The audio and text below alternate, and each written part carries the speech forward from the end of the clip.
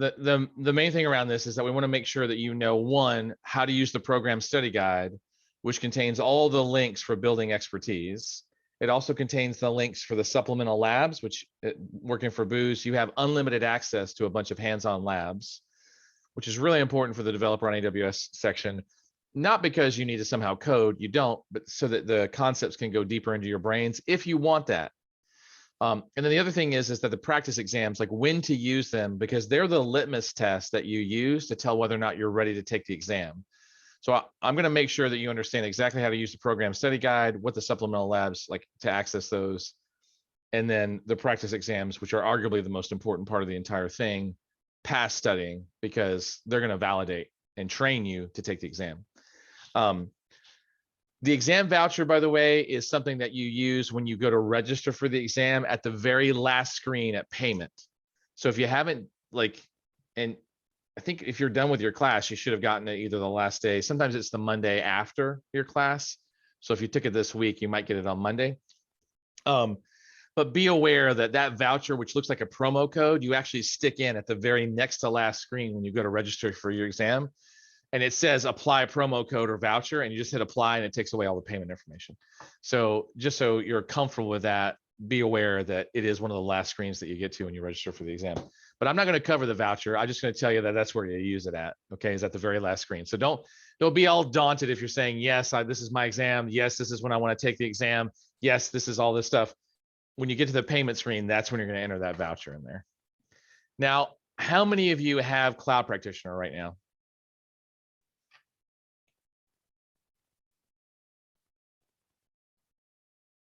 Okay, I just want to tell you this. The recommendation, not a requirement, the recommendation is that, oddly enough, is that you get Cloud Practitioner and be like, I'm a developer, why don't I care? Because Cloud Practitioner is going to, one, build your confidence, and two, it's going to tell you where you don't know things that they're going to assume that you know for the developer exam, like billing, as an example. Now, if you're like, but Michael, no one's paying for that, and I don't want to do that, fine, don't worry about it. But just know that recommendation is that you do actually get Cloud Practitioner. Cool thing about doing Cloud Practitioner is when you take developing, it'll refresh and update your Cloud Practitioner. So you get both of them, both the certifications once you take any higher level certification. Okay, let's not wait around. Let's get into this. Okay, so let me talk about the certification study guide first. Let me share my screen. Okay, so if you haven't seen this, this is in your portal. I actually did recently update it. So the one that's out there is probably going to get updated because I updated it like yesterday. Yeah, I know. What had happened was that someone asked me if we could include a JavaScript tab, which I did. So there's like the top 3 lines of this little like light green is usually language specific. Everything else is the same between these links. Okay. So in other words, the Python one, the top 3 is the only changed one. The Java one, same thing. C#, same thing, right? These are .NET specific trainings. That way you can use the language of your choice. Now, the exam is not really about teaching you to code. It's about teaching you how to develop on AWS services. But I just want you to be comfortable with the whole process by using the language of your choice, okay? Now, as part of our exploration, let's go take a quick look at the certification details because I want everyone to have this firmly in their brains. If we go to AWS certifications and we look at this pretty little picture here that shows the certification, you can see that developers over on the right-hand side. If you click on this and we go scroll down, you note that this is a 130-minute exam and it's got 65 questions. Note that only 50 of those questions are actually scored. The other 15 are them messing around, testing questions, doing all kinds of stuff. But you don't know which ones are which. So, you have basically 2 minutes for every question. So while this is mainly a trivia exam with scenario testing, be aware that this is not, it's not something you're going to be able to mess around in, right? You got 2 minutes per question. So just know later on when we actually do the practice exams, I'm going to put up a 2-minute timer because that's how long you should be taking to run through these practice questions when you actually get to your final kind of runs of your practice exam. Do note that while you can use Pearson VUE or PSI to sign up, be aware that the voucher is for Pearson VUE, not for PSI. So as far as I know, it doesn't work with PSI. Okay. All right. Other things to note is that I'm going to post this link in the chat, but if you haven't looked at the exam guide, you should do that. Here's why I want you to look at the exam guide. The exam guide, which by the way, looks like an eye chart right now. Let's blow that up. One is going to tell you the things that in general you need to know, right? But the other thing that's really specific is that it's going to tell you, for example, that there's only going to be 50 questions that count towards your score. There's going to be 15 unscored questions. Do you know which ones are which? No. But like if all of a sudden you get a bunch of questions about services that seem to have nothing to do with development, don't let that defeat your spirit. I let that the other day. I was actually taking the machine learning specialty exam, and I forgot that it was going to ask me 10 questions that had nothing to do with machine, like that weren't on the exam guide. So I'm taking the machine learning specialty, and I'm like, why is it asking about AWS forecast? Forecast was anywhere on the study sheet. And then when I got to the end, I was so defeated that when I hit submit at question 675, because I was like, I don't know the answer to those 10 questions. I was like, man, I failed. I actually got like an 840 or something, which is really good for the specialty exam, honestly. And just know that like don't let those questions throw you off. If you're like, okay, I got this one, I got this one, I got this one. What? Just think of that what. You still want to treat it seriously, but think of that what as probably being one of those unscored questions, okay? You still want to answer it 100% to the best of your ability, but do not get thrown. It will ask you questions that you probably won't know the answer to because they're just trying to see if you know the answer or not. They're just trying to test your level of experience. Passing this exam requires a minimum passing score of 720 out of 1,000.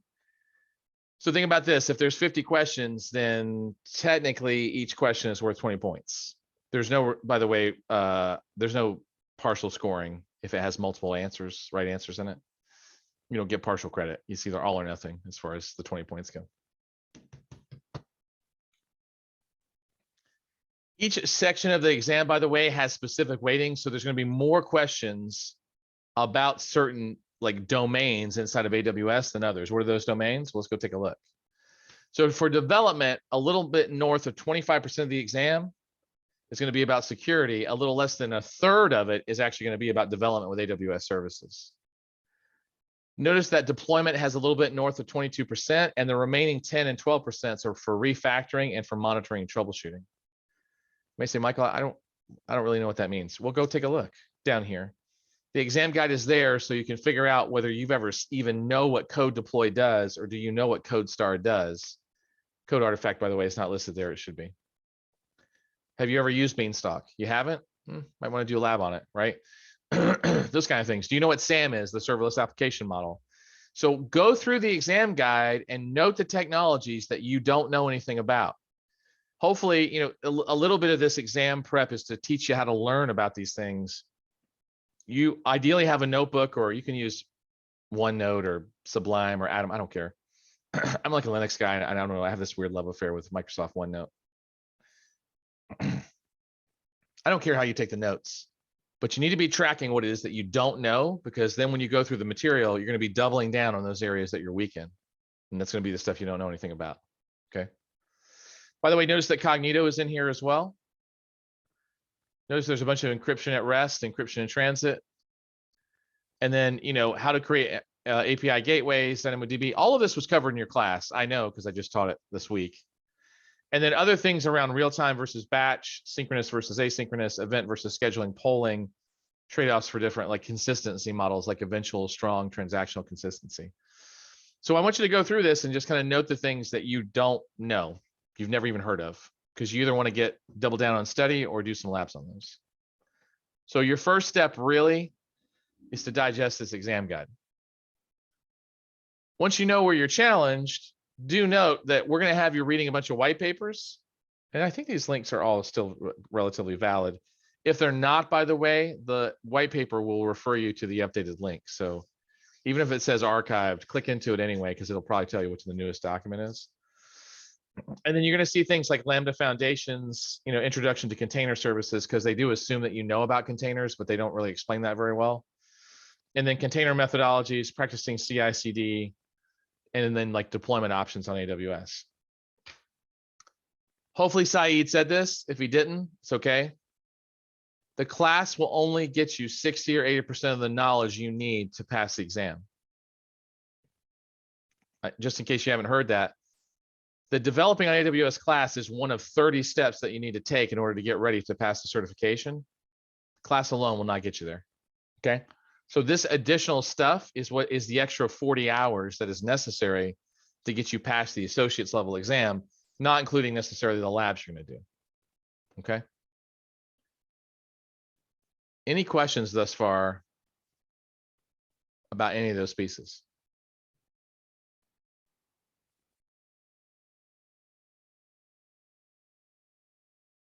No, this all makes sense. Okay. Good. One other question for you is that, did you get a link to a recording of your class? Is that going to be in the portal, or should it have been sent to us by Saeed? It probably would have been in the portal. So it's in the portal.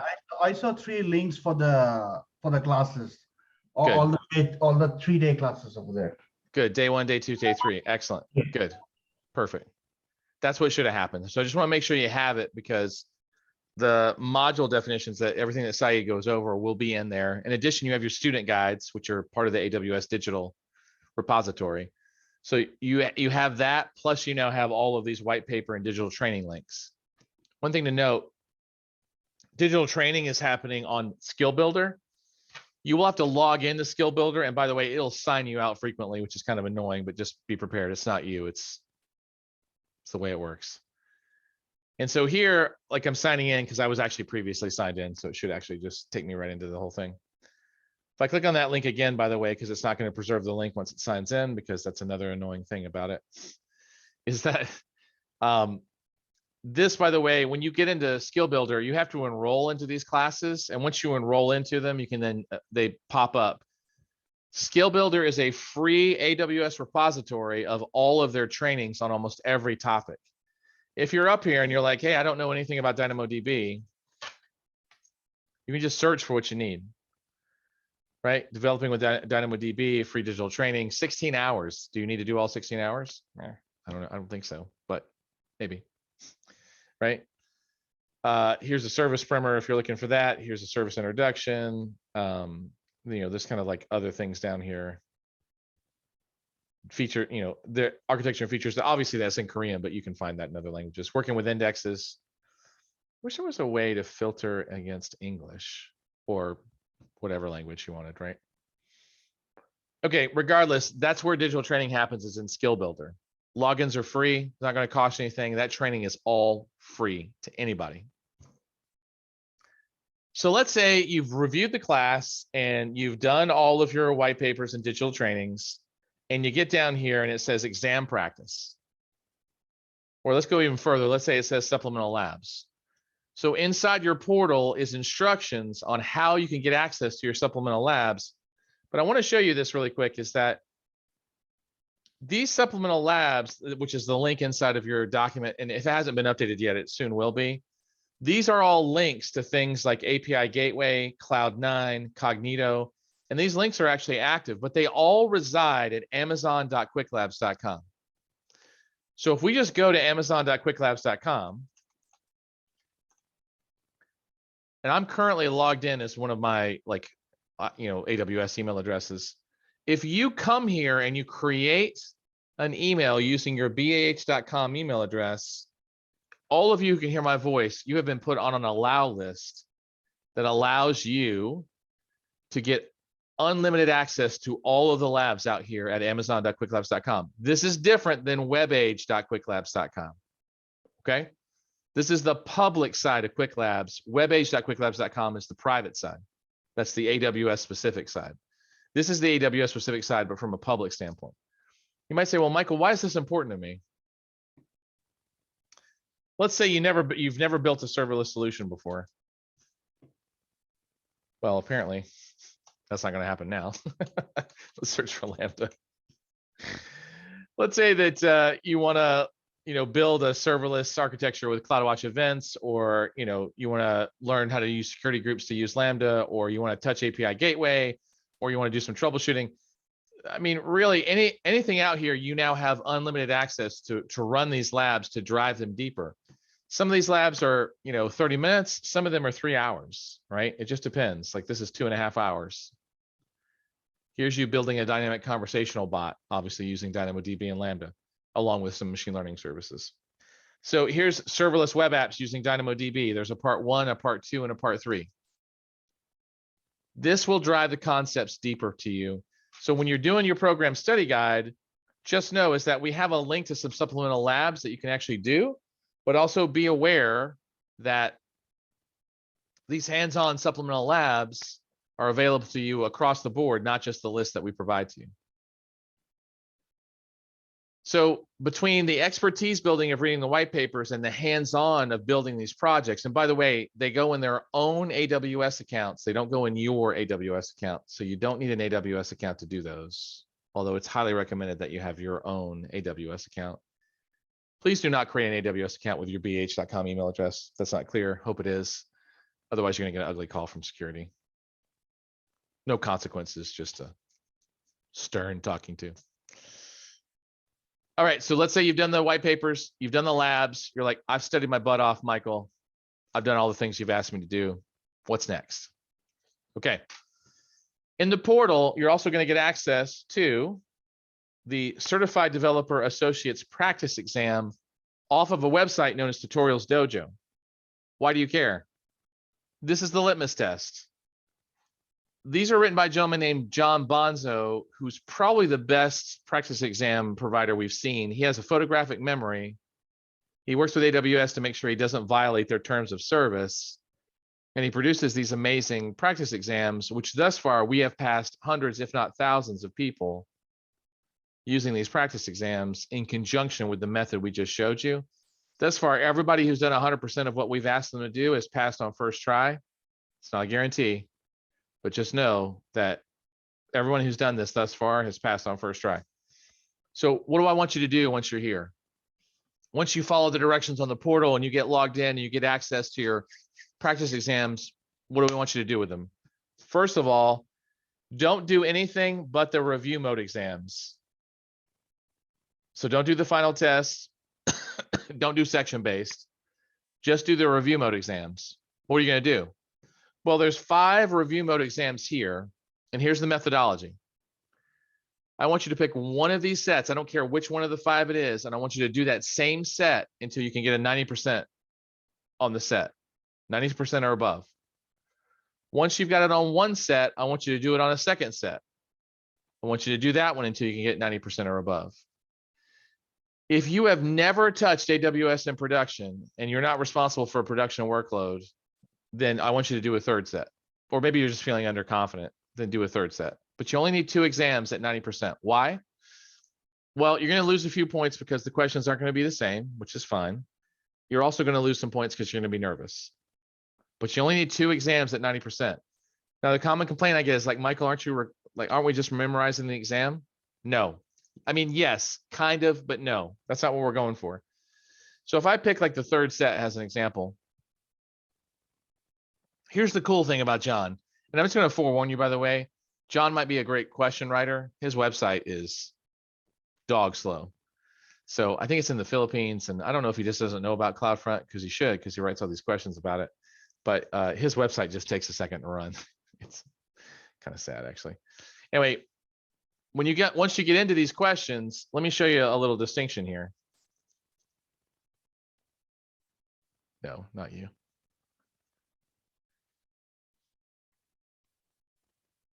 All right, so let's say we're on question 7 and it's asking about Lambda function, which is, with API gateway.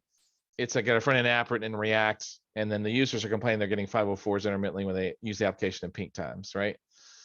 So what's the problem, right? What's the challenge here? So I'm just going to take a swag here. We don't even care whether the answer is right or wrong. Let's just take a swag, right?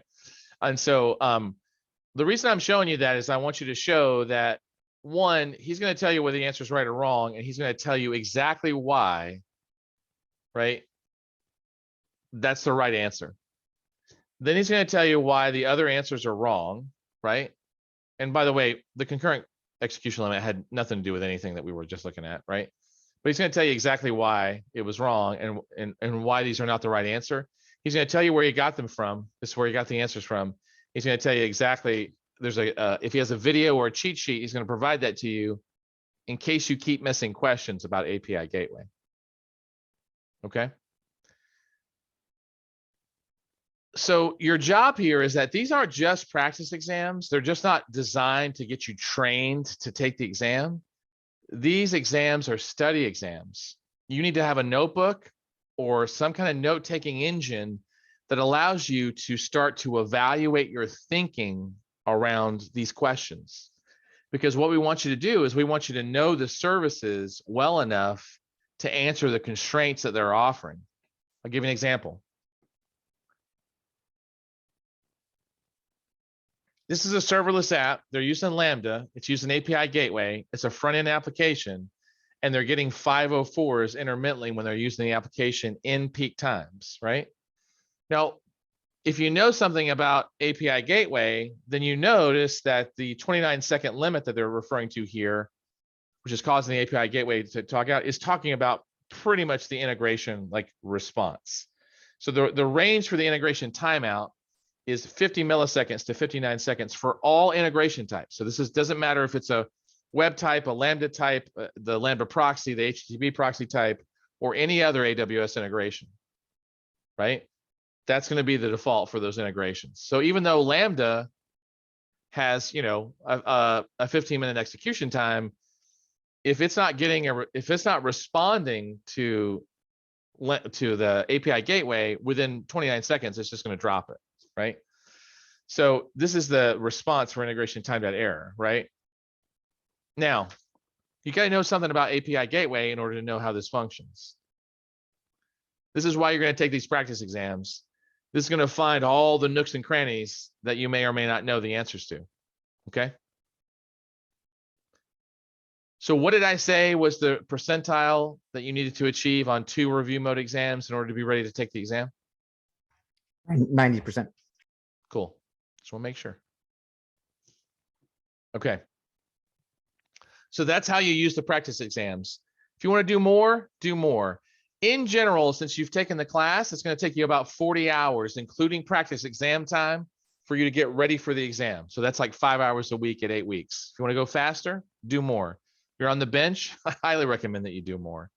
That doesn't include labs, by the way. So if you want to go deeper on labs, you can do that as well.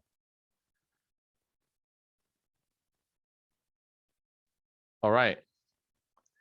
Any questions thus far about where the exam voucher goes, the program study guide, the supplemental labs, or practice exams?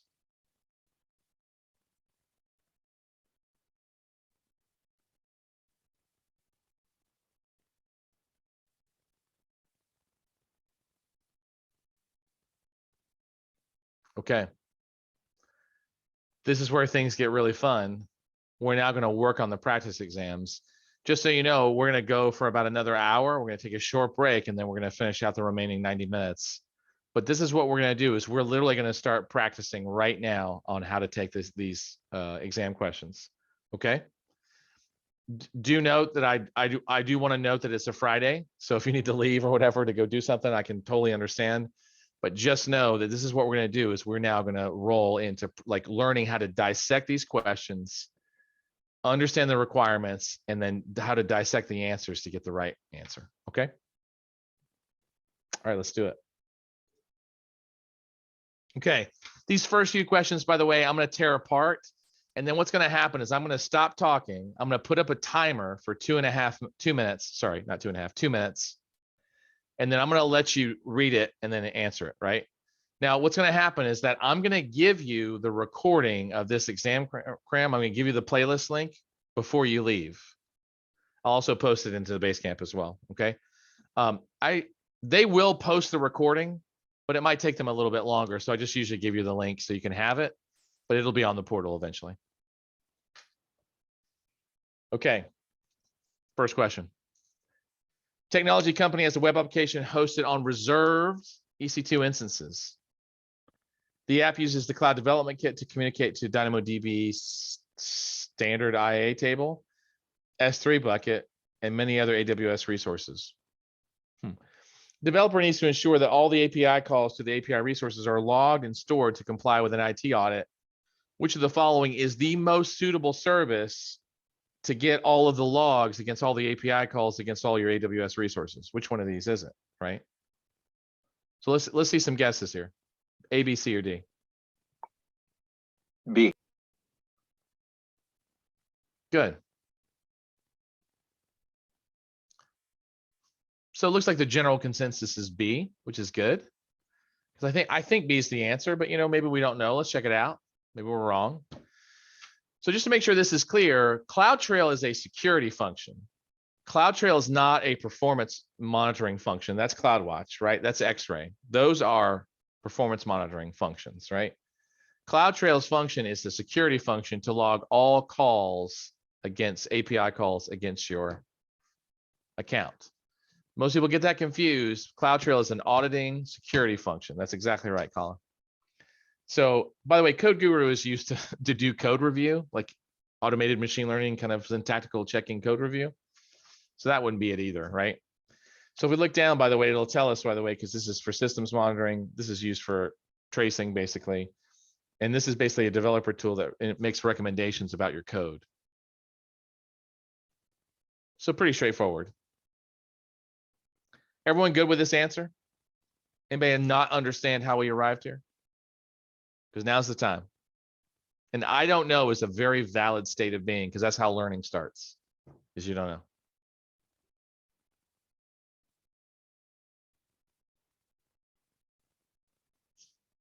Fair enough. Okay. Companies recently adopted a hybrid cloud architecture to augment their on-premise data center with virtual private clouds in AWS. You were assigned to manage all the company's cloud infrastructure, including the security of those resources using IAM. Which of the following are best practices when you manage security in AWS? Now, notice they said that it's about security and IAM, but it doesn't necessarily have to just be about IAM, but it looks like in this case, it is, right? So what are some of the best practices that were raised around managing IAM? And just note, make sure you put your eyeballs on every single word. It said select two. So which two makes sense here?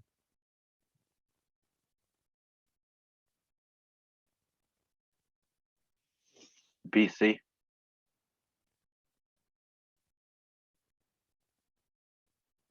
Okay, B and C, got it.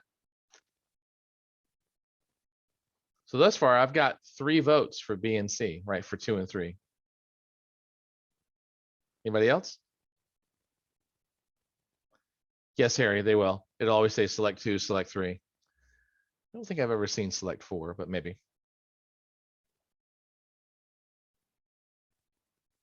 Okay, so let's do some elimination first, right? First of all, is this a valid answer? Why is that not a valid answer? What's wrong? What's wrong with this one?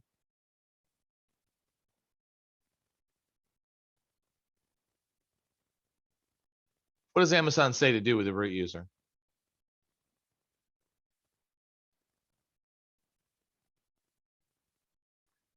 The root user is the one you use to log in via email, right? That's the owner of the account. So Ryan, to your point, use sparingly, or really don't use it at all.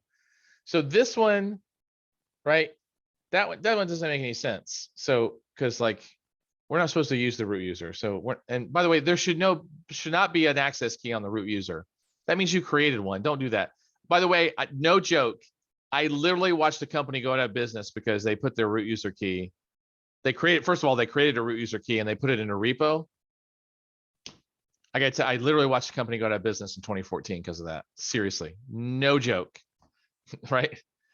So that's not going to work. Don't do this. Okay. Now, you guys answered B and C. Let's take a look at this answer. So use IAM inline policies to delegate permissions. Now, did they say that you should assign inline policies to users, or do they say that you should assign policies to groups? Which one was preferred, that you actually assign them inline to users, or you actually assign them to groups? Which one do they want you to do as far as the best practice goes? Recommended groups. They recommended groups, right? So assigning permissions directly to users is actually not recommended. So an inline policy in particular, they don't want you to do, because that actually policy is only assigned to that user. Nobody else can see it. It's not an attached policy. It's you editing the user's permissions directly instead of attaching a policy to the user. So inline is not recommended, and it's not even recommended that you attach a policy to the user. It's recommended that you put users in groups, you attach the policies to the groups. So B is wrong because we shouldn't be using inline policies. This is not a best practice. Grant only the permissions required by a resource to perform a task. What is that called in security parlance? What do they call that? Least privilege. Boom, that's right. Least privilege. Austin, Jason, good. So this is least privilege. So this one's legit, right? That one makes sense to me. Delete the root user access keys. Well, first of all, I have issues with that answer because you shouldn't have created them to begin with, and they're not created by default. So no one should have any root access keys. Exactly, right? It's like, no one should be generating those keys to begin with. The only thing you should use the root user for is to generate an IAM administrative user. So no, but whatever. If you do have them, you should definitely delete them.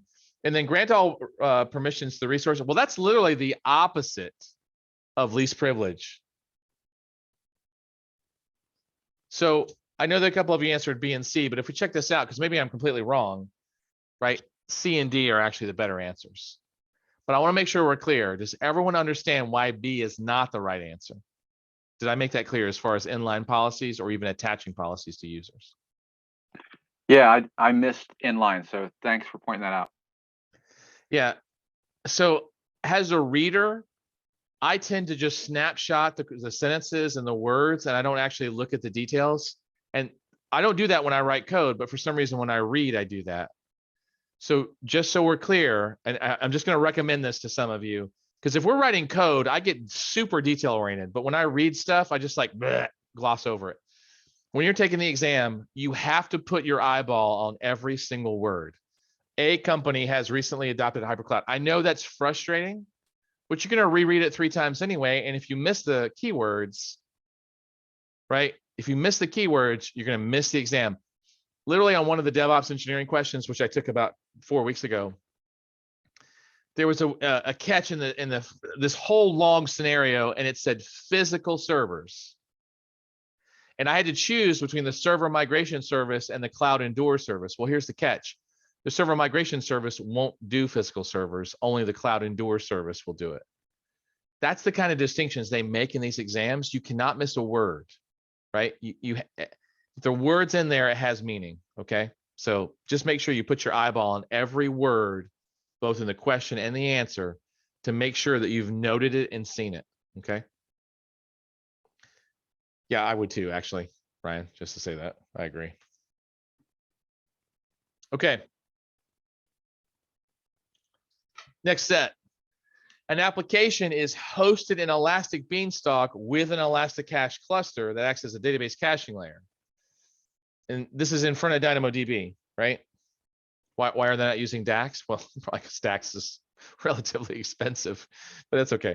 It's currently configured to write the data to the cache only if there's a cache miss, which means they go to the cache, the data's not there, they then go and grab it from the data store, send it back to the customer, and then they write it back to the Elasticache. So this allows the data, by the way, to become stale over time because it's not being updated every time someone's writing to the primary database. So the developer is instructed to ensure that the data in cache is always current and to minimize wasted space in the cluster by automatically deleting the data that's never read. Okay, so this is an interesting problem. So without even looking at the answers, there's an interesting problem here because this is what they're asking. They want to make sure the data is always current and to minimize wasted space by automatically deleting the data that's never read. What would you do to make sure that the data is expired if it's never read, right? So now look at the answers, right? What's the best way to make sure the data in the cache is always current and to minimize wasted space?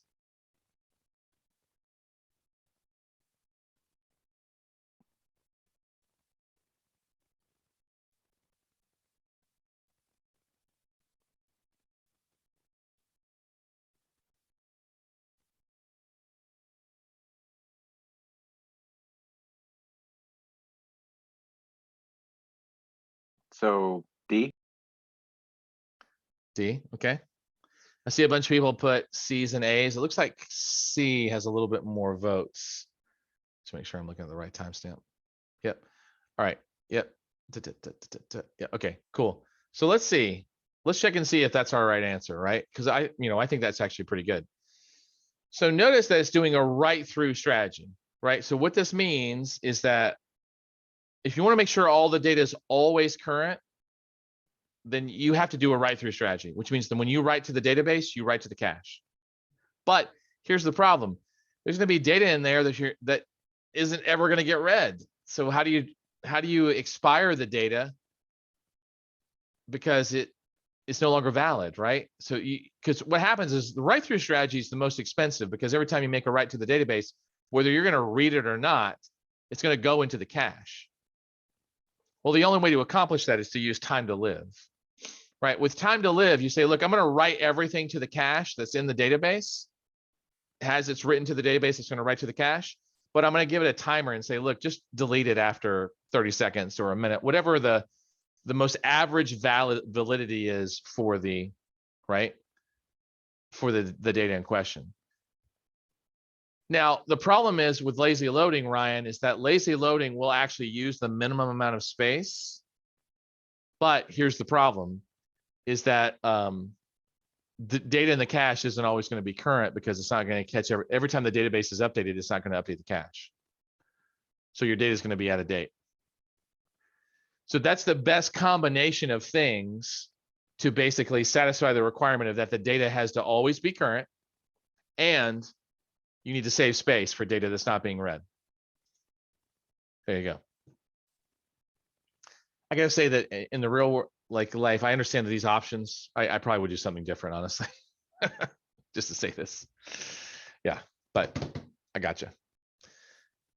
All right, so you guys reason through that effectively, is that time to lives are a way for you to drop data that isn't being used based on time, and then implement a write through caching strategy, right? Let's go take a look at this, by the way. Write through strategy is great since the data is updated every time. That's why the data in the cache is always current. One of its disadvantages, though, is that you're wasting resources in disk space. You can rectify that by adding TTLs. Makes sense. Let's go look at why lazy loading isn't the way.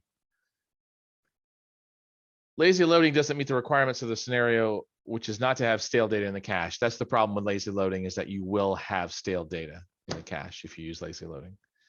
Obviously, this alone isn't going to do it, because write through is also going to eat a lot of space. And of course, lazy loading with write through. Yeah.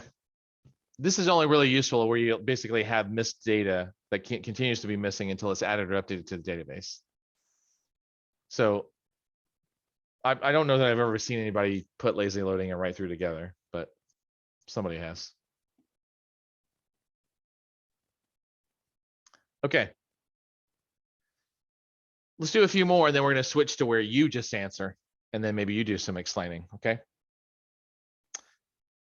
Company has an app that's using CloudFront to serve their static contents to users around the globe. Noted. They are receiving a number of bad reviews from their customers lately because it takes a lot of time to log into their website. Logging into a website is not a static function. Sometimes their users are also getting 504 errors, which is why the developer was instructed to fix this problem immediately. God, wouldn't that suck if you're like the dev and they're like, hey, fix this stuff immediately, your app's broken. Well, hold on. What if it's a service problem? How do you know it's my app? Anyway, moving on. So which of the following combinations of options should the developer use together to set up a cost-effective solution for the scenario? So let me be clear about this. Here are the requirements. We have a lot of latency in logging in. We also have some 504 errors on CloudFront with the app. And we need to make sure that we solve this problem, but we have to do it cost effectively. Okay. First things first, let's tackle one problem at a time. If we're looking at the answers, which one of these addresses the problem of latency in the login? Answer that one first. Feels like B, because Route 53 might keep track of that, and so it will serve up the one with the least latency. Well, but what does launching into multiple regions do for costs? Well, it's not going to be the cheapest solution. Right. So you're right, Jason. It does solve the problem, but it's not the most cost effective. So let's look at the other answers to see if we can reduce latency on login time.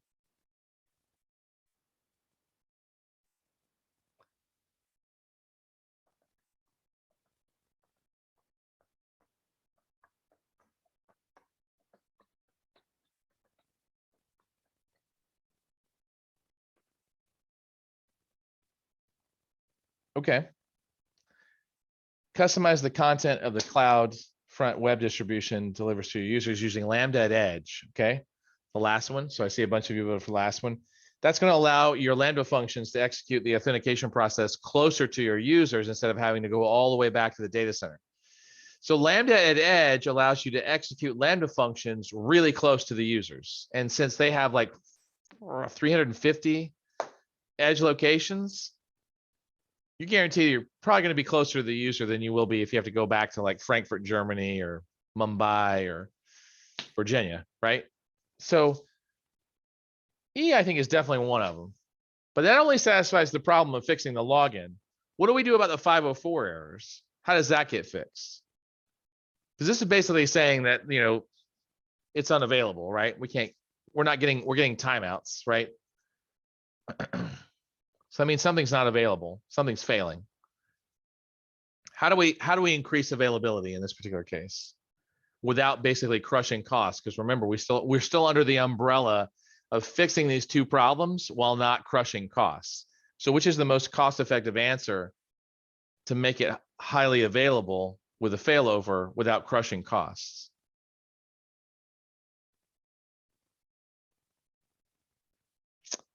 So multiple VPPCs on regions is going to be more expensive. Multiple regions is going to be more expensive. I don't even know what that has to do with anything. I mean, don't get me wrong.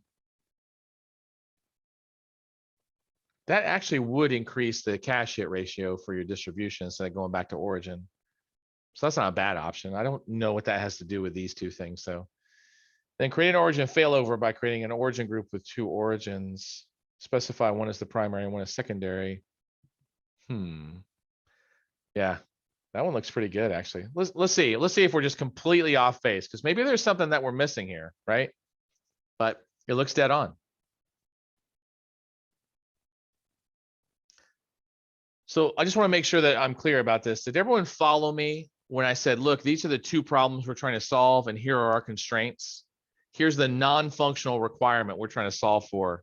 It's got to be as cheap as possible while fixing these two problems.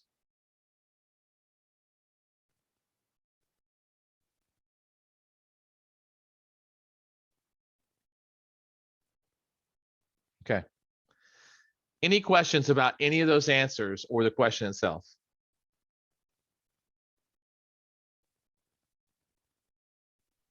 I think this makes sense. I think you unintentionally implied it was failover, which meant it was D, but all of your other reasoning did make sense.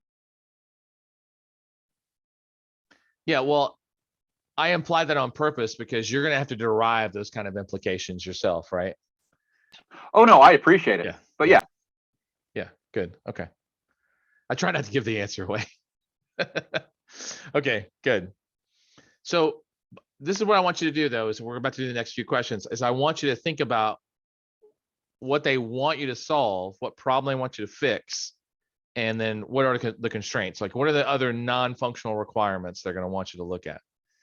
Note, by the way, this does require you to understand how these things function. If you don't know that CloudFront can actually do an origin, primary and secondary origins, that might seem like an appealing option to you, right? The cache control max age directive, by the way, and specify the longest directive. What does the third option, by the way, grant you if you actually change the max age directive to the longest practical value? What does that improve from a CloudFront perspective? We were literally just dealing with this with the Elasticache question. Yes, absolutely TTL. But Austin, what is messing with the TTL change? You're headed down the right path. What does that change?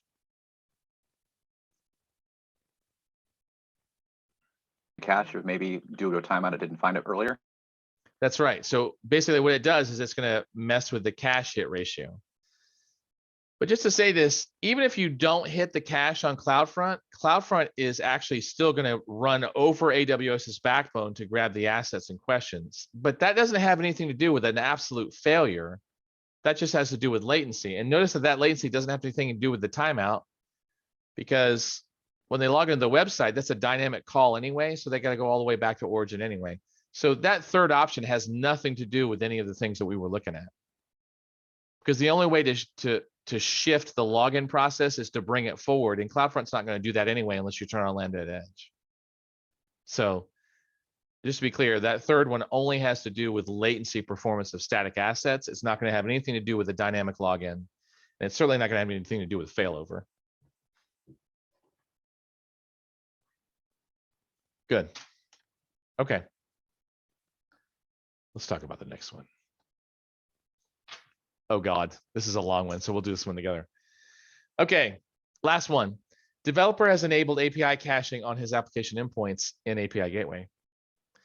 For testing purposes, he wants to fetch the latest data and not the cache data whenever he sends a GET request with a cache control max age 0 header to a specific resource.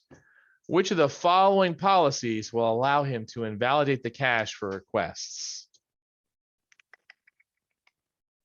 This is hard to actually do over Zoom, because then it's like, oh, how do we like compare these? Okay, so that's a deny against executing APIs. All right, so let's break these down one at a time. So first of all, let's talk about the question. The question here is that whenever the developer sends a GET request with a cache control max age header set to 0, he wants to fetch the latest data. He wants to bypass the cache. So these are IAM policies. Now notice it's not saying that, right? And by the way, they could be resource policies. So I'm assuming IAM, but they could be resource-based policies.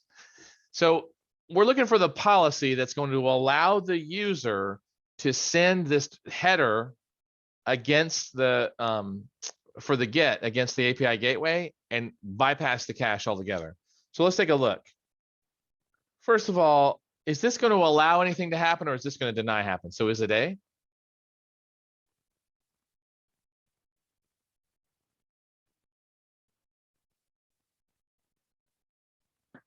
Since the default is an implicit deny, these, if it's going to match the question, it would have to say allow or something. So this is a deny.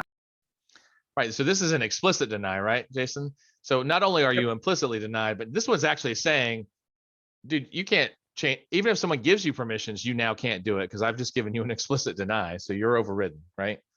Now let's look at the next one. Another deny, right? To your point, Jason. All right, now what about this one? Oh, first of all, why is this condensed exactly? Let's move on. So we got an allow. We've got an execute API invoke. And it looks like it's got some kind of execute API reach an account. So it's got an ARN in it, stage name, get resource path specifier. Okay, I could buy that maybe, but is that what we really want? Is you can invoke the API? I'm not sure about that one. Let's go take a look at this one. This one's an allow. Here's the execute and validate cache. And then here's the ARN for the path that we want. Unless there's an E, I'm thinking it's D. Anyone disagree or think that that's maybe not the right thing? Respectfully, like I'm not looking for a fight. I just, you know, if you think it's different, say so.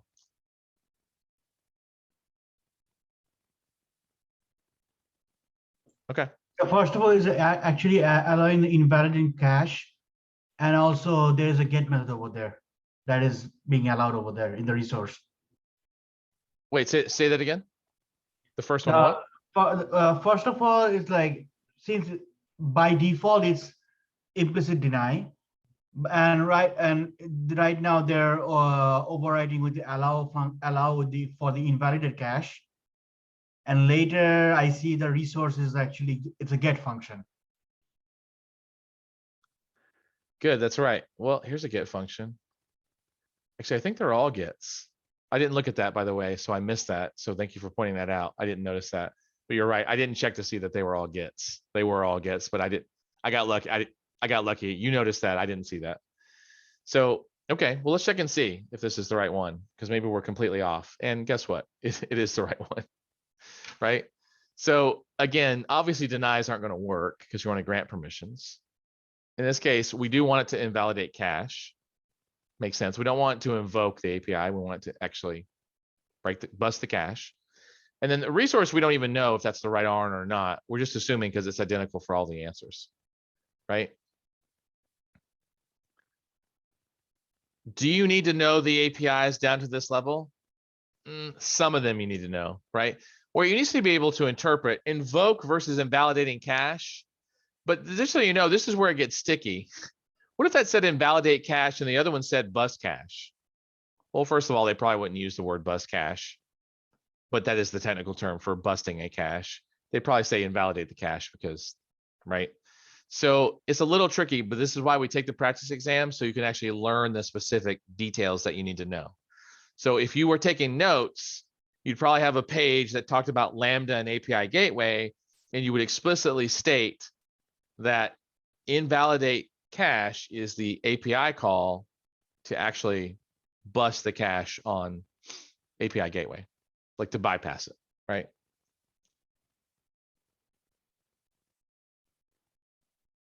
Questions about this?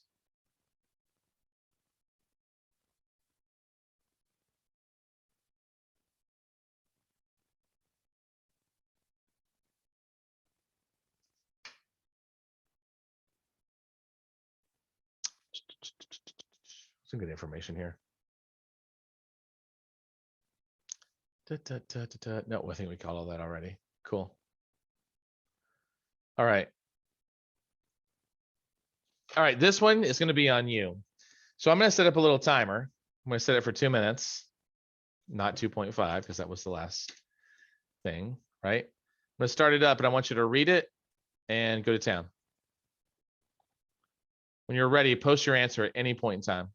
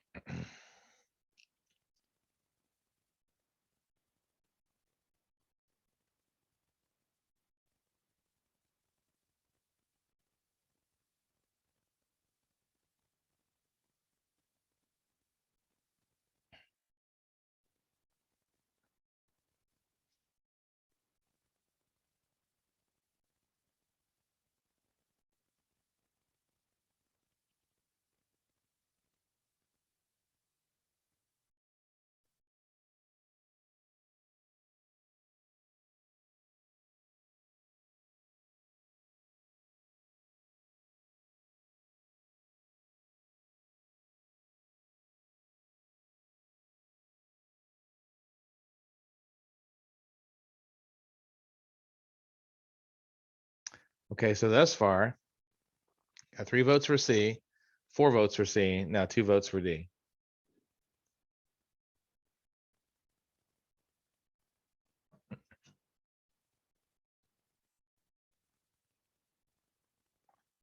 Okay, so let's see. Let's see, because this looks like C is right the thing. Now, Ryan kind of like was headed down the path, right? Of like, well, if you just specify KMS, do you actually need to then say what the default key is? Well, no, if it's already the default key, then you don't have to worry about it, right? So just know that when you set KMS as the server-side encryption type versus AWS S3 versus CMK, right? Just know that you don't need to specify the default value because KMS by default is integrated in with AWS. So it's there specifically so that you don't have to specify things like that. When you just turn it on, it's just going to take care of it for you. Now, if you want to specify a specific key, you can, but that's not required, right? So the least amount of configuration is that you just tell it that you're using KMS. It's just going to take care of it. So to see that explained in more detail, it's a valid option, but you don't actually need the header if you're going to be using the default key, right? It explicitly mentions a solution with the least amount of configuration, okay? Notice that these other headers, for example, the encryption customer algorithm, the encryption customer key, and the encryption customer key MD5 are used if you're going to do basically client provided keys, which Amazon will drop as soon as it does the encryption. So, right. So that's a different style of encryption. That's not KMS. Okay. Yeah. I don't know if there's anything else to say there. Okay. Questions about that answer? Does that make sense?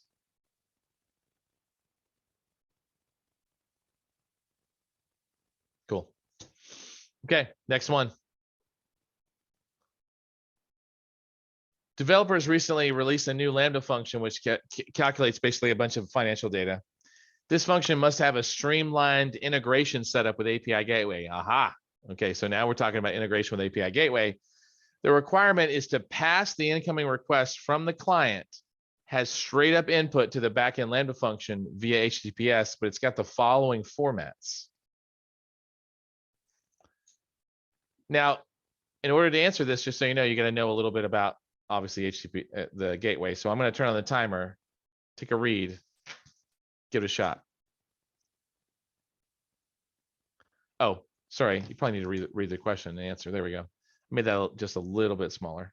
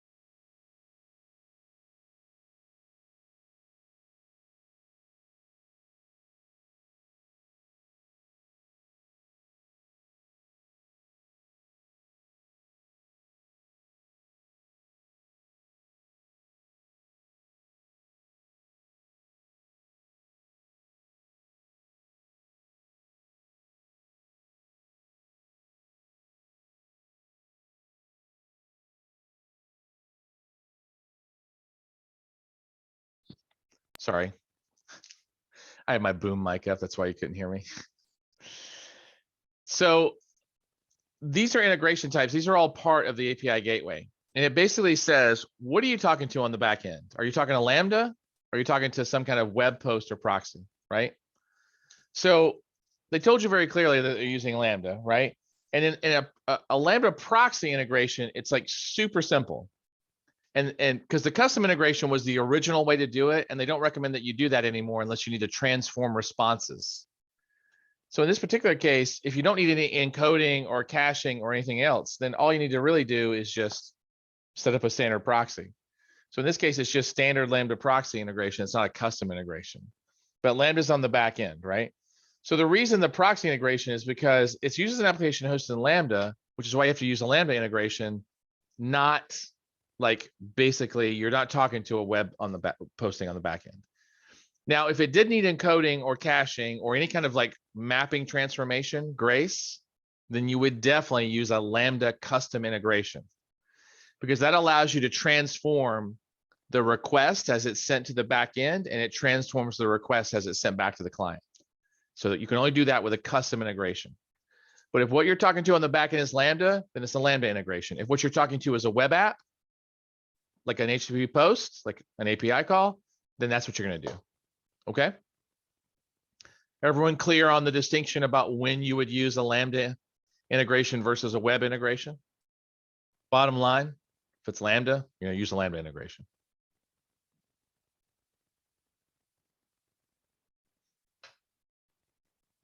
Cool.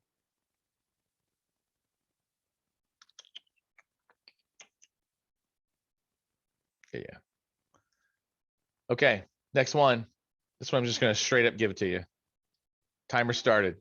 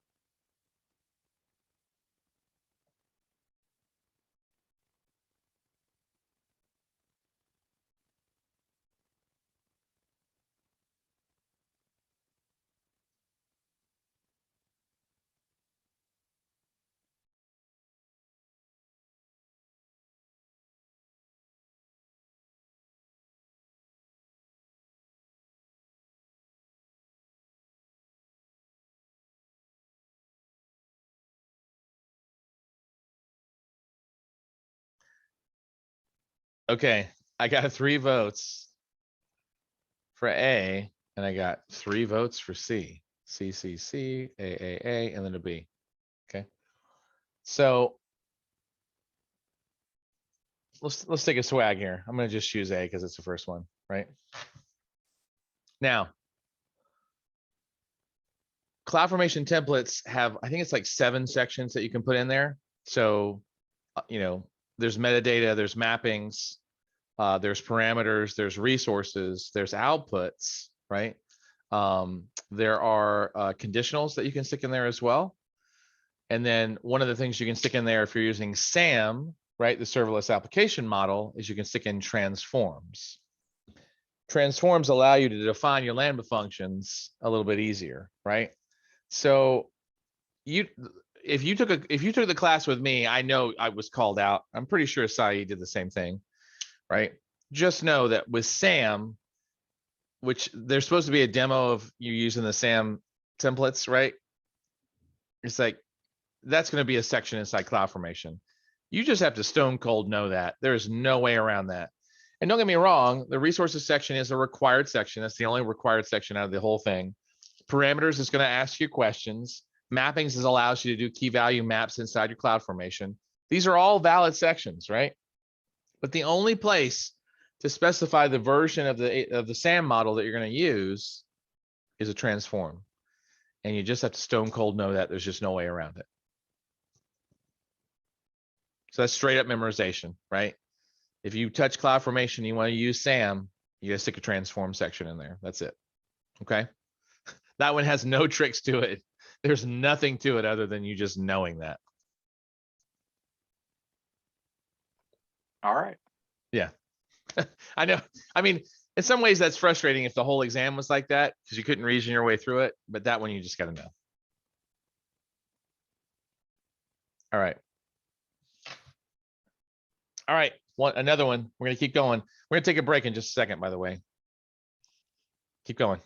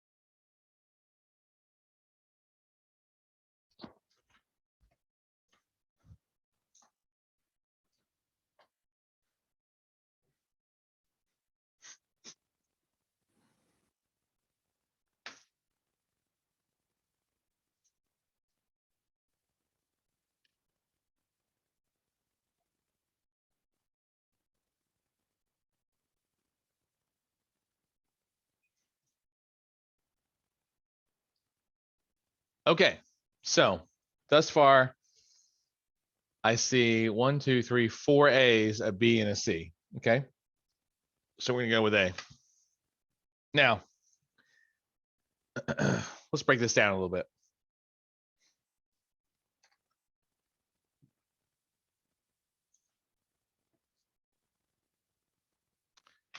One, the stream view type defines basically what you're going to see as far as the changes go. Do you just want to know whether you want to see the thing that's new that changed? Do you want to see the new and the old, or do you want to see the old thing that changed, right?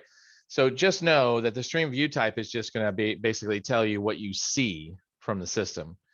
I don't know what relevance that would have for the fact that you're missing some data in your DynamoDB table, because you're missing it because something's wrong, right? Something is failing in the chain. Either DynamoDB is failing, CloudWatch events is failing, like the Lambda function is failing, or the S3 bucket is failing. Now, out of all of these, they're giving you clues about what's failing. So, for example, you may not know this, but DynamoDB streams data is only retained for 24 hours. So if you knew that, that timeout about the service, which, you know, again, that's part of teaching the class is that, you know, like for example, we definitely called it out, like memorize this number, right? Memorize, for example, that SNS and SQS send message sizes of 256K, right? A row in DynamoDB can't be bigger than 400K, right? 14 days is the maximum amount of time you can keep a message on an SQS queue before they delete it, right? Those kind of things, those are part of the class. And you do have to memorize those numbers because they don't change, right? The visibility timeout by default in an SQS queue is 30 seconds. You have to learn stuff like that. There's just no way around it, right? So with DynamoDB streams, that particular feature, you have to know that data is only kept for 24 hours. That's it. So if your Lambda function was set for probably just something slightly less than 24 hours, then it would probably capture all the data that's in there, right? And so that's how you would know that. Increasing the interval to 48 hours would pretty much guarantee that you would lose your data, right? So let's go take a look and see what's happening. So all data in its streams is subject to a 24-hour lifetime. You can receive the last 24 hours of activity. So the Lambda function, by the way, would just grab the, like, it would be missing like 12 hours worth of data because it's, you know, running 36 hours. So there's an extra 12. So anyway, you get the math. So decreasing the interval to 24 hours is necessary because data older than 24 hours is susceptible to trimming or removal at any moment. So running every 36 hours means you're missing, like I said, 12 hours worth of data.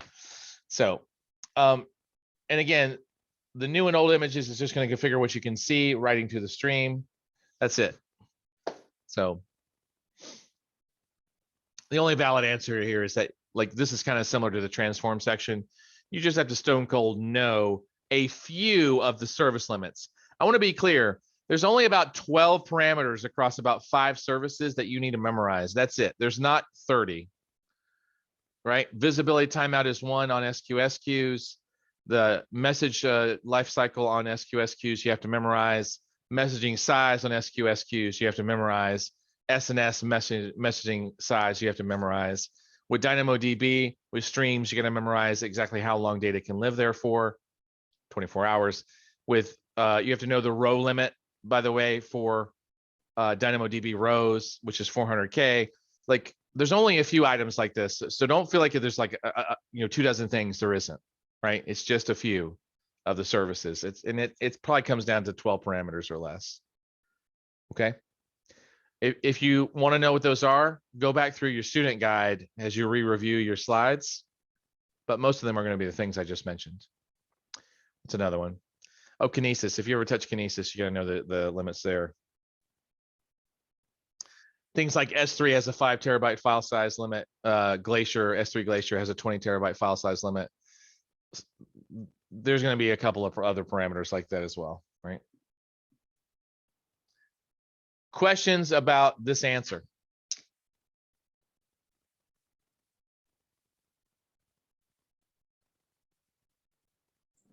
Okay. No, but I have a comment to make. Oh, hey, Greg. How are you? Hi.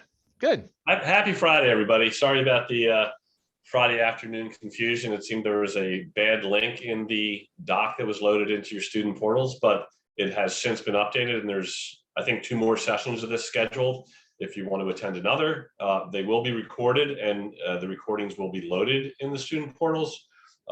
This one probably by Monday, but again, my apologies for, yes, technology not always working the way it's supposed to. We'll leave it at that. So yeah. I think everybody good. Any questions for me? Harry, good to see you. At least the name. Harry and I were emailing back and forth about connectivity and other things. So anyway, I will let you get back to, thanks, Harry. Appreciate it. Thanks again for all your patience, everybody. It is Friday, so that's a good thing. Have fun. Michael, thanks as always. Yeah, absolutely. Talk to you guys soon. Take care now. All right. See you, Greg. Good to see you. Yeah. All right. So good timing, because guess what? We were just about to take a break. So so let's say it's 2:27 right now. So here's what we're going to do. Why don't you come back in 15 minutes? So come back at 2:42. And what we're going to do is we're going to spend the remainder of the time just kind of running through these practice exams and just learning this material. I hope you're taking notes, but come back at 2:42. I'll put up a timer and we'll continue down our little exam run. Okay. Thanks.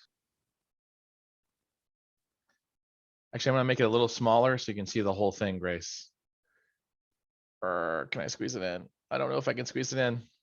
I can make it really tiny, but I'm not sure you can read it at that point in time. That's good. That's what I'm looking for. Okay, there you go.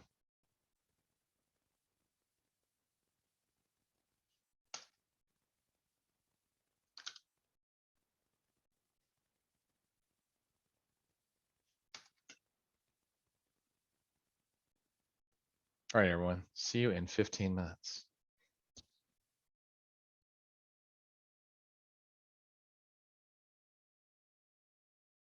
That sounded like an evil laugh, didn't it? Okay, so we're gonna keep going. So for those of you who are hope we're getting value, I know some of you are probably brain dead. That's okay. It happens. It's Friday. Okay, so here's what we're doing is we're gonna go through the remainder of the questions. Again, minimal amount of talking. Actually, I'm gonna blow this back up. So Grace, I hope you got what you needed from that.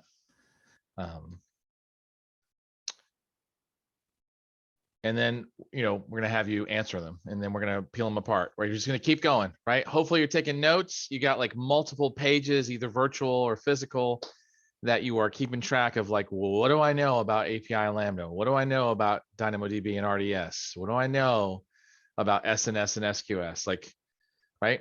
Okay, so keep going. All right, next one. We'll put the timer up. Let's go.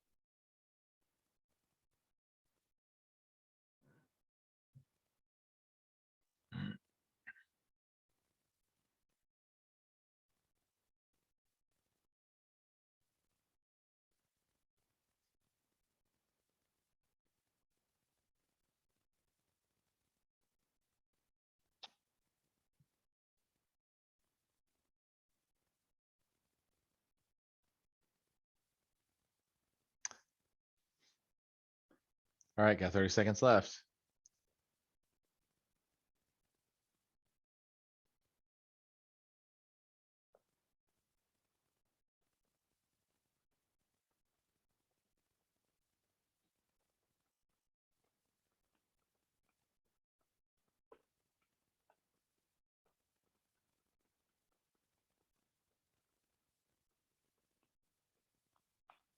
Okay, last 5 seconds. Okay, so a bunch of you said A. See if that's the answer. Looks good, right? Okay, what is the key word here where you have to stop the instance first? What is the key word here? Because honestly, you wouldn't have to stop the instance if this keyword wasn't here. What is in the question that makes it so that you have to stop the instance before you can do this? It says steps over here. Wait, say that again, Syed. Step, I guess. Over here, what steps? Yeah, how do you know, by the way, that you have to stop the instance? What is in the question that forces you?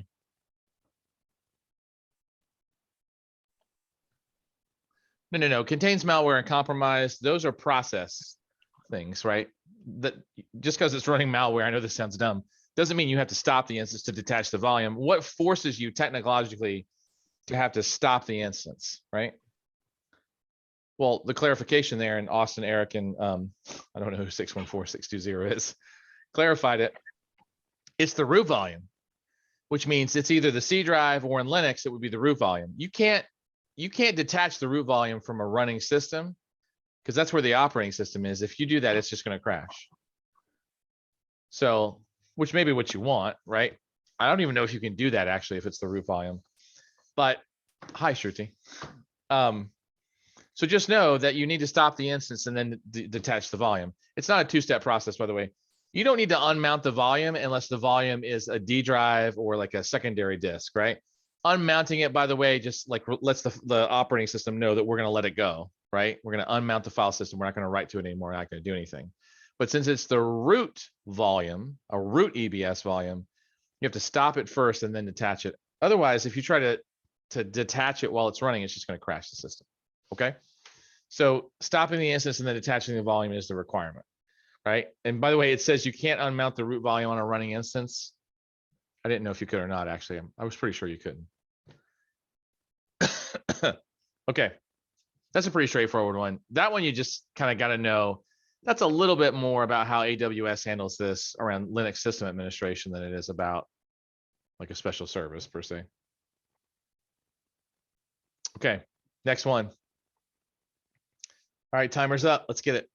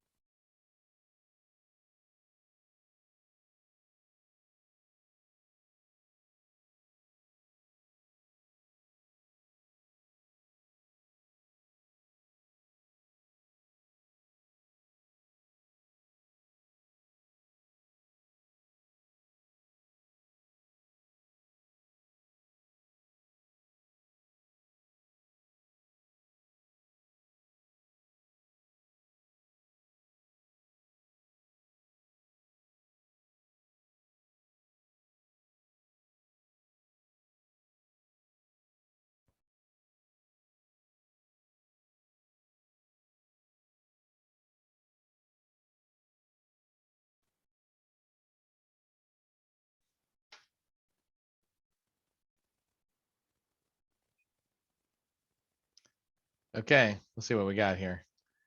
I see 2 C's, an A, a B, and a D.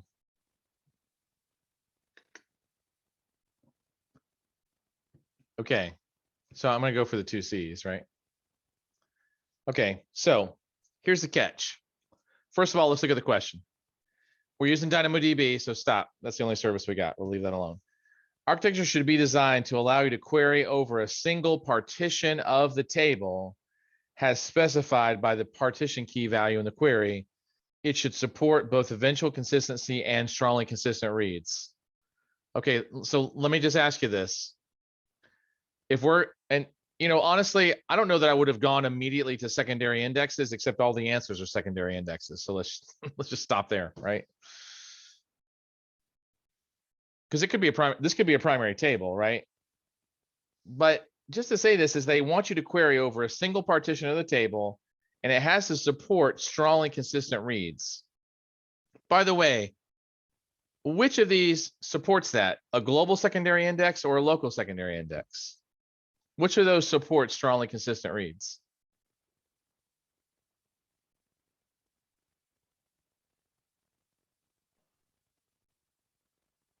Local is the only one that supports strongly consistent reads, has an index. The GSI, the Global Secondary Index, is its own database engine, and so it has to replicate against the primary table. An LSI is not a separate database engine. It is part of the primary table. It's just a single partition. So just to say this is that once you know that about LSIs and GSIs, LSIs are the only ones that support strongly consistent reads, and it's the only one that supports querying over a single partition. Now, that being said, what's the other truth about LSIs and GSIs is what Shruti posted. LSIs have to be created when the table is created. You cannot create them after the table is created. You can also not delete them. So GSIs are the only ones you can create after and before, but GSIs don't meet our requirements. LSIs do. And since LSIs can only be done like basically when the table is created, I don't know why it says before the table is created, because you can't create them before the table is created. You create them as the table is created. That's the only answer, because it's not going to be after the table is created. After the table is created isn't going to work. So let me reiterate this to make sure I'm super clear.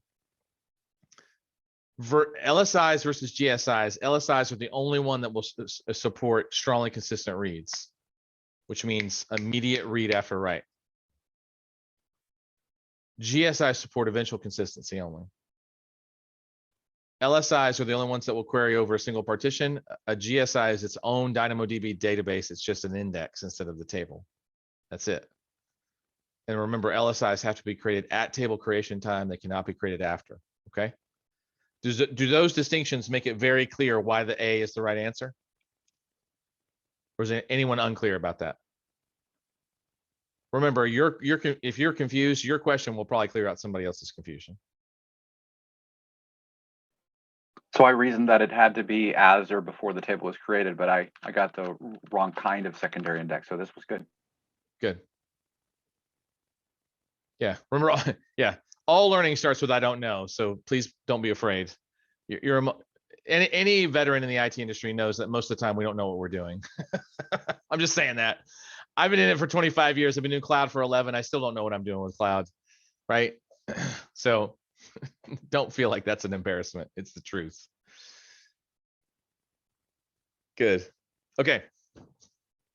By the way, here are the characteristics if you ever needed to dig into them a little bit more, right?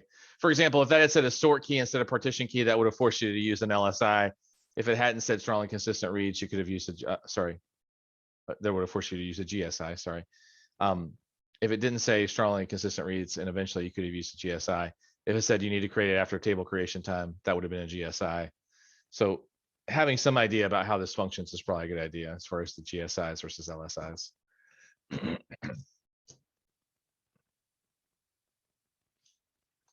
Okay, next one.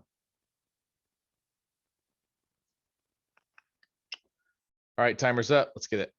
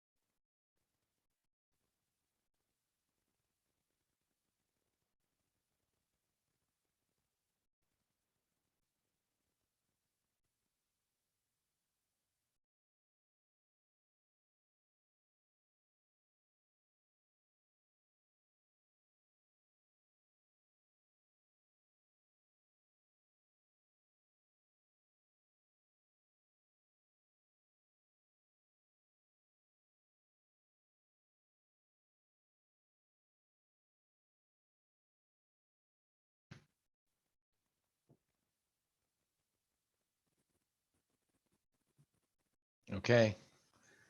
Final 15 seconds.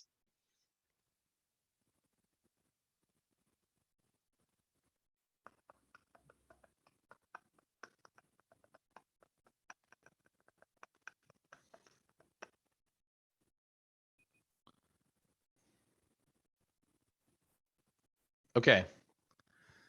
So I see a bunch of A's, right? So let's check that out. Looks good, right? Now, to the points that were made by Shruti and others, it's like encrypt the database credentials and store them in an S3 bucket. No, no, just no. Store the database credentials as an environment variable with KMS encryption. I'm not sure how KMS would enable that. KMS is mainly used for like service to service level encryption, including like, you know, S3 encryption or EBS encryption. You can actually pull keys and use it on for applications if you want to, but KMS doesn't really support that as an environment variable. I don't know how even know how you would surface that. It looks like they were kind of referring to secrets, either secrets manager or my God, secrets inside of Kubernetes. Using IAM DB authentication in RDS, no, that's not going to help you store the connection strings. That's not going to be helpful. Now it says use systems manager parameter store with a secure string parameter. AWS loves asking questions about this, but let me ask you a little caveat. If it said secured and rotated, by the way, because parameter store will not rotate database credentials. Can anyone tell me the like credential store that will actually rotate credentials? Yes, Eric, that's exactly right. Secrets manager. So just know that if it says rotating credentials and secrets manager is in the answer and systems manager parameter store is in the answer with secure string, the answer is secrets manager. So if they want you to rotate credentials, that has to be done with secrets manager, which can automatically trigger a rotation for an application. Okay. If it doesn't say rotation, then parameter store with secure string is totally legit answer. The rest of these, by the way, are not kosher ways to do this. So yeah.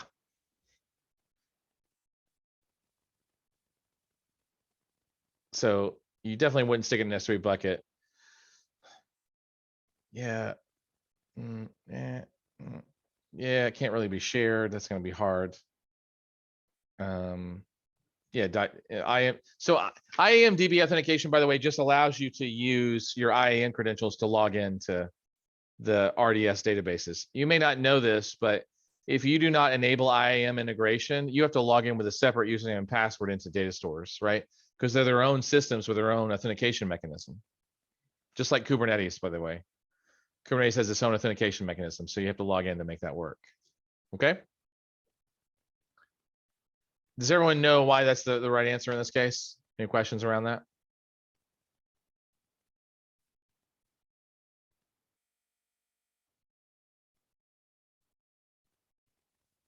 Okay. All right. Timer's up. Let's get it.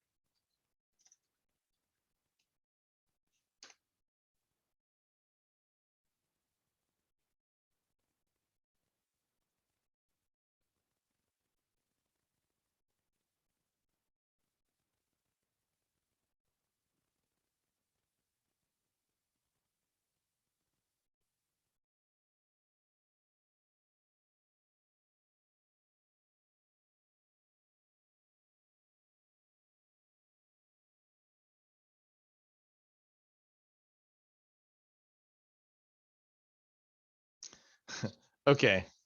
I know we're like 40 seconds in. I just wanted to share that white paper with you really quick. Just want to say this is that Kinesis isn't really talked about inside the developer class anymore. Right? Do you remember us deep diving into Kinesis into Kafka or Kinesis inside the developer class? No. And they used to talk about it all the time, but it seems to have shifted a little bit. I just posted a white paper about Kinesis, about streaming with Kinesis. You want to take a look at it, by the way. I know we got 10 seconds left, but you are all seem pretty clear about splitting the shards and the streams, right? So I don't know where you got that knowledge from, but Kinesis works off the concept of shards. Each shard, by the way, has a certain amount of bandwidth associated with it. If you want to increase the performance of a Kinesis stream, you have to split the shards inside of it, which basically doubles the number of shards. You have to do them one at a time, if I remember correctly. And if you want to reduce the capacity, you have to merge the number of shards, right? So most of you put A, so let's see if that's the right answer before we just go all half-cocked, right? Thinking that we know the answer. That is the answer, right? So you merge shards to reduce the cost and capacity. You split shards to increase the cost and capacity. How do you know that? You just got to know about Kinesis and how it functions. The thing that's weird about this being on the exam, remember how I said, for those of you who are here at the beginning, that the class only covers about 60 to 80% of the material that you need to pass the exam? Here's a great example. Kinesis is barely talked about. I don't even know if it's mentioned, right? So just know you want to look at that white paper or in some of the other links that we have inside the program study guide. You've got information about Kinesis. So you're going to want to skim that. Just know how the sharding works and how it does data partitioning and the difference between producers and consumers and that kind of thing. Any other questions there? Does everyone know why that's the right answer?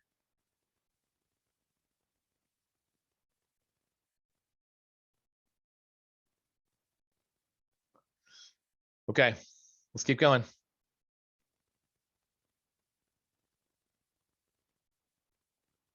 All right, timer's up.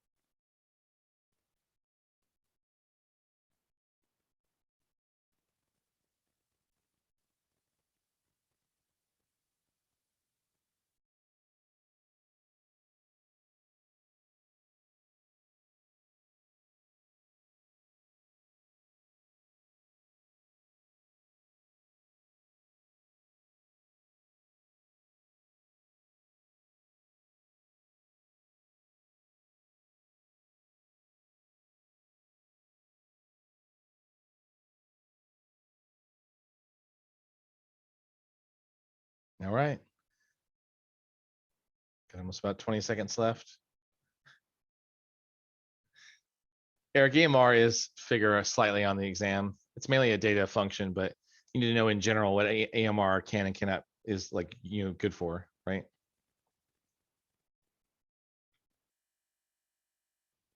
Okay.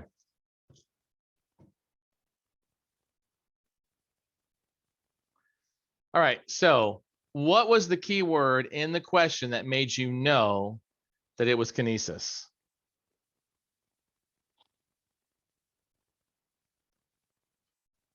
Good. Good. If you see the words real time or streaming, most of the time it's going to be Kinesis. What do I say most of the time? You may not know this, but there's a service called MSK, which is Managed Kafka, which is also a streaming service. But to be clear, Kinesis is proprietary to AWS and fully integrated with a bunch of services. Obviously, Kafka is an industry standard in its own way, right? Not that it's not really, but you kind of get the idea, right? It's publicly available, right? So just know though, if it's looking for real-time continuous streams, real-time analytics, near real-time analytics or clicks or data gathering, that's going to be Kinesis. Now, when do you use Firehose versus a data stream versus video stream? Well, video stream is pretty obvious. You've got videos that you're collecting data on, then you're going to use video stream. Firehose is used to gather data and then dump it into a data store, which could be S3, by the way. All of those are real time, but data stream is just where you're going to have somebody like sip the data, but it isn't necessarily a database. It could be another application. That's typically what that's for. So analytics and stuff are typically done against data stream. If you want to dump it into a database like a Redshift or an S3 or something along those lines, that's when you use Firehose. Kinesis data Firehose. Make sure you know that distinction. Firehose is to dump into a data store. Streams is to dump into an application for real-time consumption. There's also a fourth option other than Kinesis data streams, Kinesis data stream video, Kinesis video streams, and Kinesis data Firehose. There's a fourth option, which is Kinesis data analytics, which sits on top of Kinesis data streams and on top of video stream, and allows you to run machine learning queries and SQL queries against the data. So read that paper on Kinesis because there's 4 different types and you need to know at least how 3 of them are used. The video stream is not asked about a lot. So just be aware. Now, what is Redshift used for, by the way? Someone give me either a word or a phrase that describes what Redshift is used for.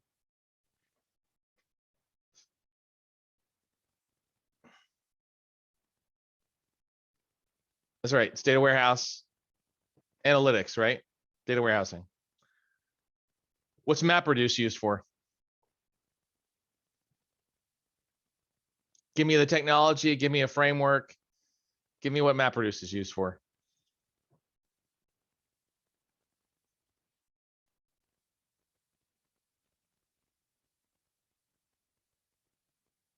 All right, so MapReduce is used when you want to run Spark or Hadoop, like Hadoop, Apache Spark or Hadoop. It basically is a number crunching thing. It doesn't, it can get pretty close to real time, but it's not really meant for real time number crunching. So it's Hadoop, okay, or Apache Spark. All right, so the DynamoDB I shouldn't have to explain. What is the primary like description of DynamoDB? NoSQL database. Perfect. That's the perfect way to describe it. It's a NoSQL database. Serverless NoSQL. Anyone have any questions about why this is the right answer?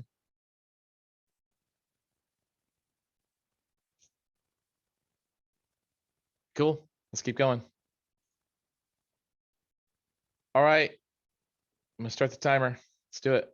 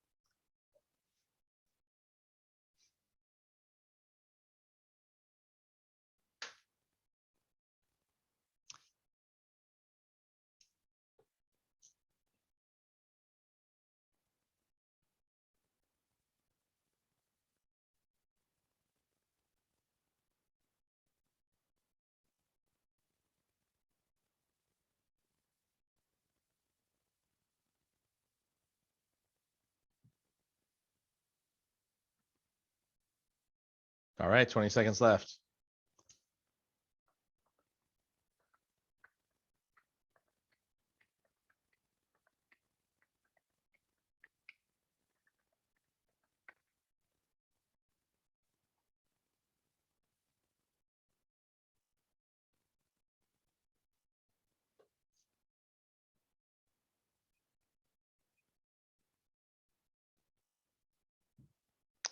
Okay. By the way, what's the size limit for the amount of data that you can store on S3? Not in a single file, just total. What's the upper limit for the total amount of data you can store on S3? That's right, it's unlimited. Guess what? Same thing with DynamoDB. There's no limit to the amount of data you can store, right? Now, don't get me wrong, LSIs are limited to 10 gigs. I don't think GSIs have a limit. DynamoDB tables can grow as large as you need them to, right? So when we look at this kind of thing, right, millions of concurrent users with terabytes of new data each day. And by the way, this is going to be an online game, which means it's not going to it's not used for parallel processing. Remember, Redshift is for OLAP, not transactional processing. Not that DynamoDB needs to be either. It can be just NoSQL. But the catch is that the database must seamlessly handle hundreds of thousands of reads and writes per second. I'm not saying you couldn't get RDS to do this without paying through the nose for it. But remember, they're asking you what's the most ideal data store, which means the best combination of price, reliability, security, right? Performance optimization and overhead, operational excellence. Those are the 5 pillars, by the way, of the well-architected framework. So by default, it can't be RDS because that's going to get too expensive. Redshift is going to be big enough, but too slow. S3 is not designed for that, so it doesn't even make any sense. But DynamoDB would be the best option, right? You know, in 2019, when they had Prime Day, which I'm sure there's updated stats, I want to say that the single DynamoDB table was handling like 24 million reads a second. That's ridiculous, frankly. Yeah, it handled a ridiculous number per day. It was something like really above it. Redshift can't be used, Shruti, because it's used for OLAP. It's used for analytical processing. It's not used for transactional processing of any type. So Redshift is not going to be functional for that because it's not what it's designed for. You could use a Postgres database inside of RDS, but to be frank, you'd have to use Aurora because you're going to need multiple masters. You're going to need multiple read replicas. That's going to get super expensive compared to a single DynamoDB table. So Redshift is not going to work in that case. Yep, you're welcome. Questions as to why that's the right answer and what's in the question that makes that the right answer?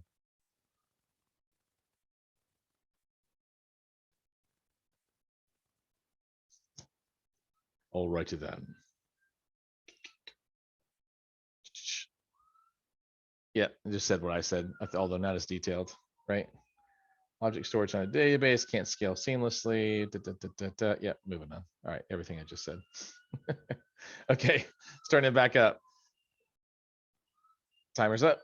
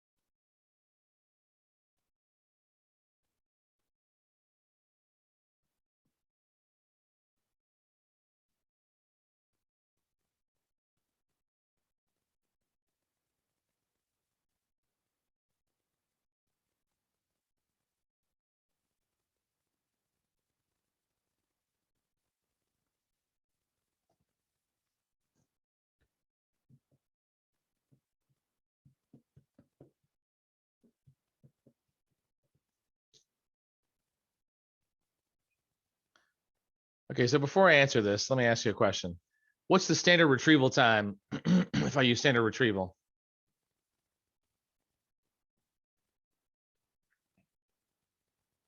How long is it going to take Glacier to restore a file if I use standard retrieval?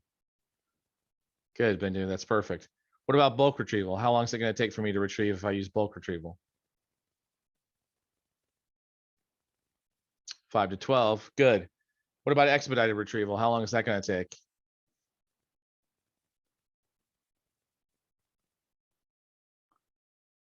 Yeah, Shruti, I gotta tell you, I don't think it's more than 5 minutes. It might be 1 to 3 minutes, but I think 5 minutes is probably pretty good. That one, for some reason, I'm not remembering. Ranged archive retrieval, I don't think I've ever known how long that would take. So I think though that takes longer than standard retrieval. So the question basically was asking that, hey, we want to retrieve records from 2 years ago, which should be made available within 5 hours. What's the most cost-effective retrieval option, right? Because honestly, we could just go for expedited retrieval if we didn't care about cost and we could guarantee that it would get back, right? So, but most of you answered A, okay. A. All right, let's take a look. Yeah, standard retrieval. So then here we are. Standard retrieval takes 3 to 5 hours. Bulk retrievals are 5 to 12, 1 to 5 minutes. So Shruti, you were absolutely dead on. 1 to 5 minutes for expedited retrieval. I don't know. I don't know what the speed is for archival retrieval. I think it varies depending on what data you requested, but I don't think it beats standard retrieval. I think it's actually slower because it has to run through a file and pull something back, but don't quote me on that. I don't know what the speed is for ranged archival retrievals. Bottom line is that ranged archival retrievers are more expensive than standard retrievals. That I do know. Okay, so that makes standard retrieval the best option is from a cost-effective standpoint because it meets the 5-hour minimum. At most, it will take you 5 hours to retrieve the file. Okay. Anyone unclear about why that's the right answer? Hopefully you're all clear about the need to memorize those numbers. This is how they get you. This is how you start becoming an AWS person.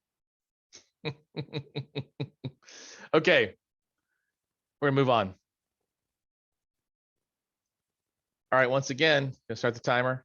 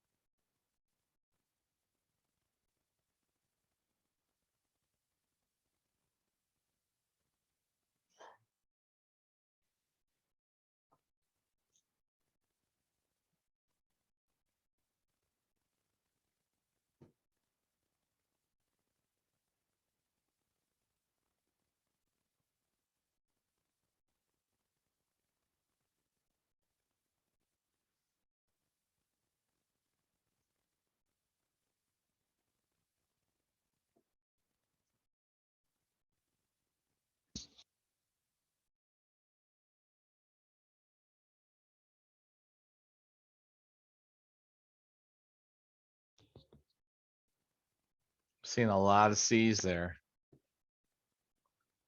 Someone think it's something else?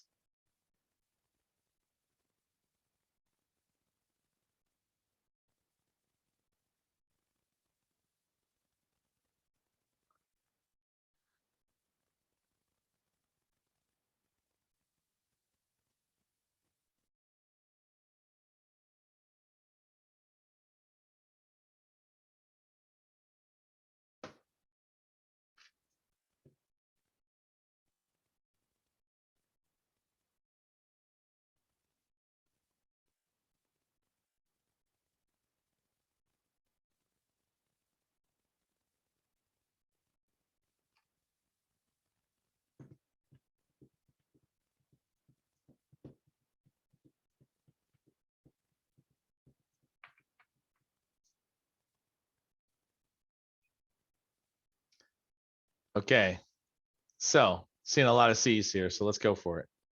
Let's not skip the question. Let's check it. Beanstalk, right? Okay, so CloudFormation is a provisioning service, right? So provisioning tool, but doesn't really automatically handle provisioning or load balancing or scaling or application monitoring. So the serverless application framework, sorry, serverless application model is a model, right, for deploying. And so if we look at it, it's just an open source framework to build serverless applications. That's all it is, right?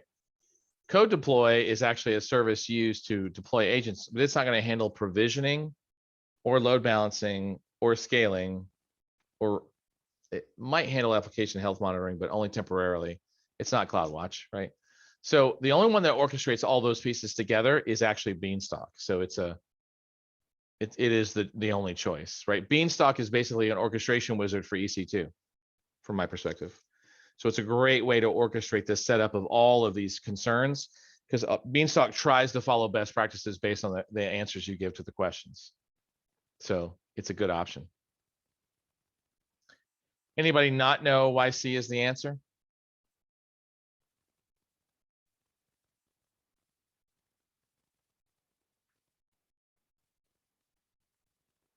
Okay. Let's do a few more. Yeah, let's just keep going.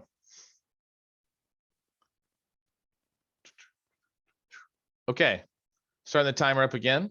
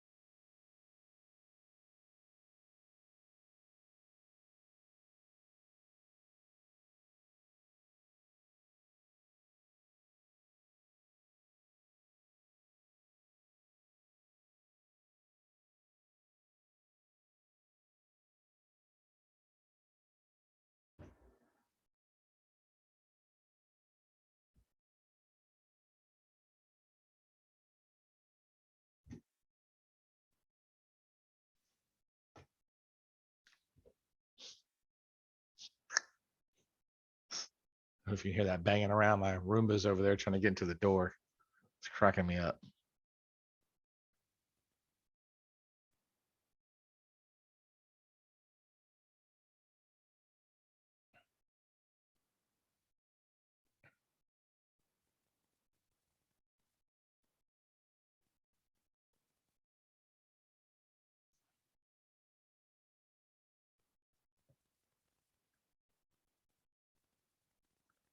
Okay. All right, so someone who voted A, any one of you, give me your reasoning as to why you think A is the answer. I felt 2 instances would handle failover, and because it was 2, I just picked A. Okay, fair enough. Anybody else have anything to add to that? There should be max 1 instance per shard.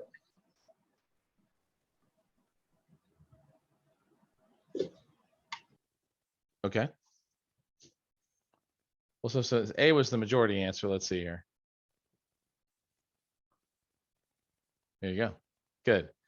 So obviously the shards are going to provide a fixed unit of capacity, and the total capacity of a stream is basically the sum of all the capacities of all the different shards that are on it, right? So the client library, which runs on the EC2 side of things, it's not the producer library, which is on the front end, ensures that for every shard, there is a record processor running and processing that shard. It's also going to track the shards in the stream using a DynamoDB table, right?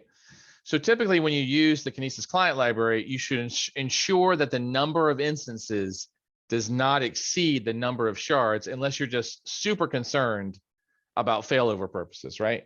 Because each shard is going to be processed by like one worker on the EC2 instance, right?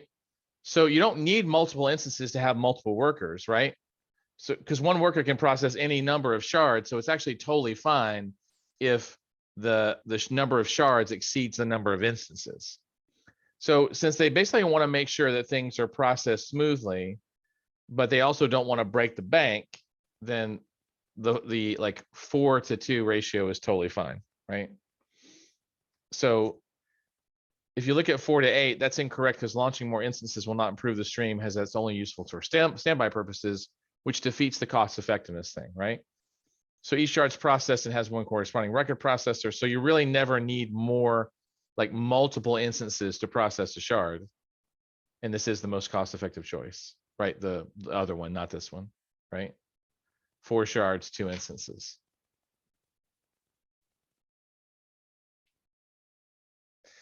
Remember, each shard is like, I don't know why I can't remember this, but I think it's like only 2 megs of read output on the back end. That's not a lot for an application to handle, frankly. You know what I mean?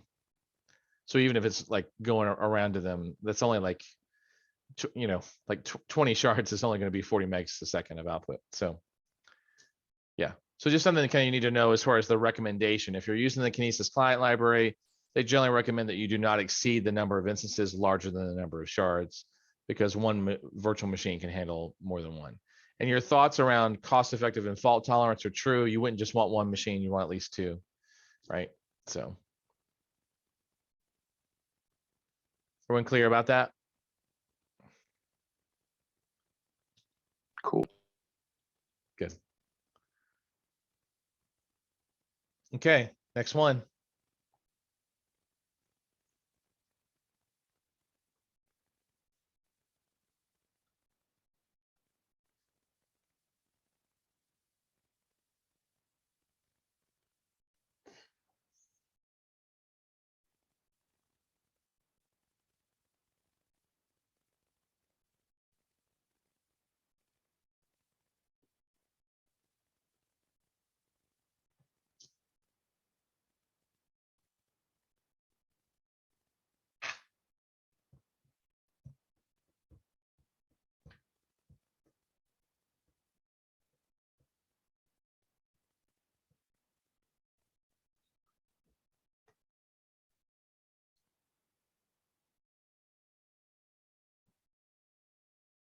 Seen a couple B's there.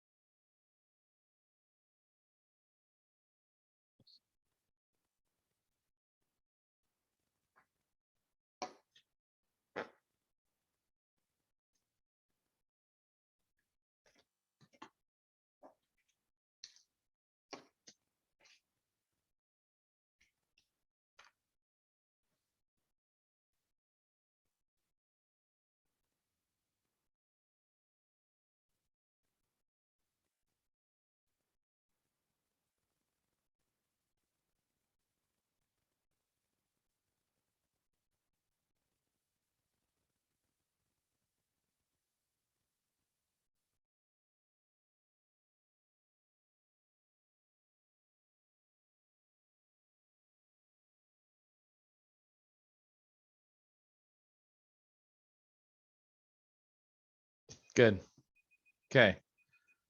So I see that a couple of you basically said, you know, we think B is the answer, right? So let's take a look and see what the answer is. Now, if you don't mind, one of you, preferably someone who has answered before, like, why batch? What does that get you?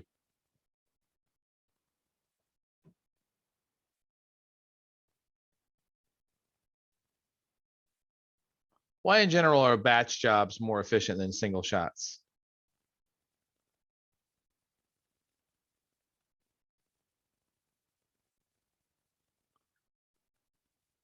Right, I mean, think of it this way. It's like you got to spin up the connection, send it, wait for the response, then tear it down. What if you could spin up the connection, send 10 requests over, let those 10 process. You might even have a failure in there, which is not going to stop the entire job. And then you tear down the connection. So it just gets more efficient, especially since you, in a sense, you can almost like kick them out concurrently. I mean, they are delivered in serial, right? But like you're kicking them out and then it's processing them and then it comes back, right? So, you know, just to say this is that it does lessen the number of transactions and it lessens the overhead on a per transaction basis because you're spinning it up and tearing it down one time for a number of transactions. So it's a lot more efficient. And by the way, changing that means you just need to change like one little parameter call and then, from the SDK. You don't have to do a major rewrite to introduce like concurrency or alternate readers and writers and stuff like that. Instead of like put item, it's like put item batch, right? As an example. Now you got to change a few parameters, but that's it. Easy to do.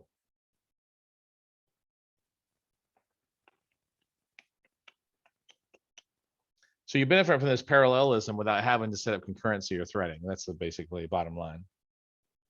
Oh, actually, I got that wrong. Batch get item, batch put item, etc.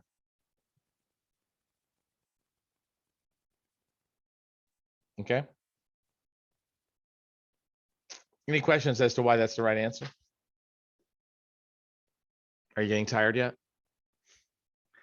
Just seriously, like, is anybody getting tired at this point where you're like, man, I'm starting to fog out a little bit? That's the other reason, by the way, we have you do the practice exams, because you can imagine if you're doing this for 2 hours, 3 hours, right? You start to get wear down just a little bit. Okay. Let's keep going. All right, timer's up.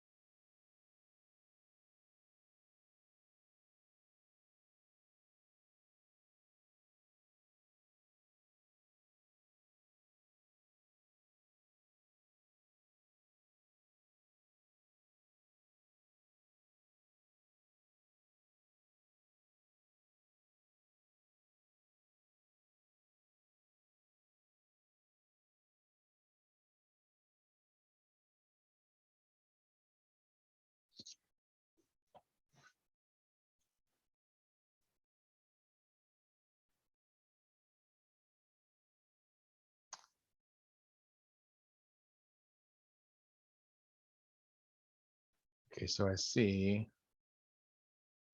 1, 2, 3, 4 A's, and I see 2 B's. Let's see.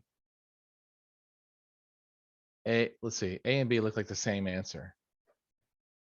Good. Good. Anyway, I see a lot of A's, so let's put this on here really quick, right? All right, so here's what you need to know. 1, enabling detailed monitoring reduces the interval by which CloudWatch catches metrics from 5 minutes to 1 minute.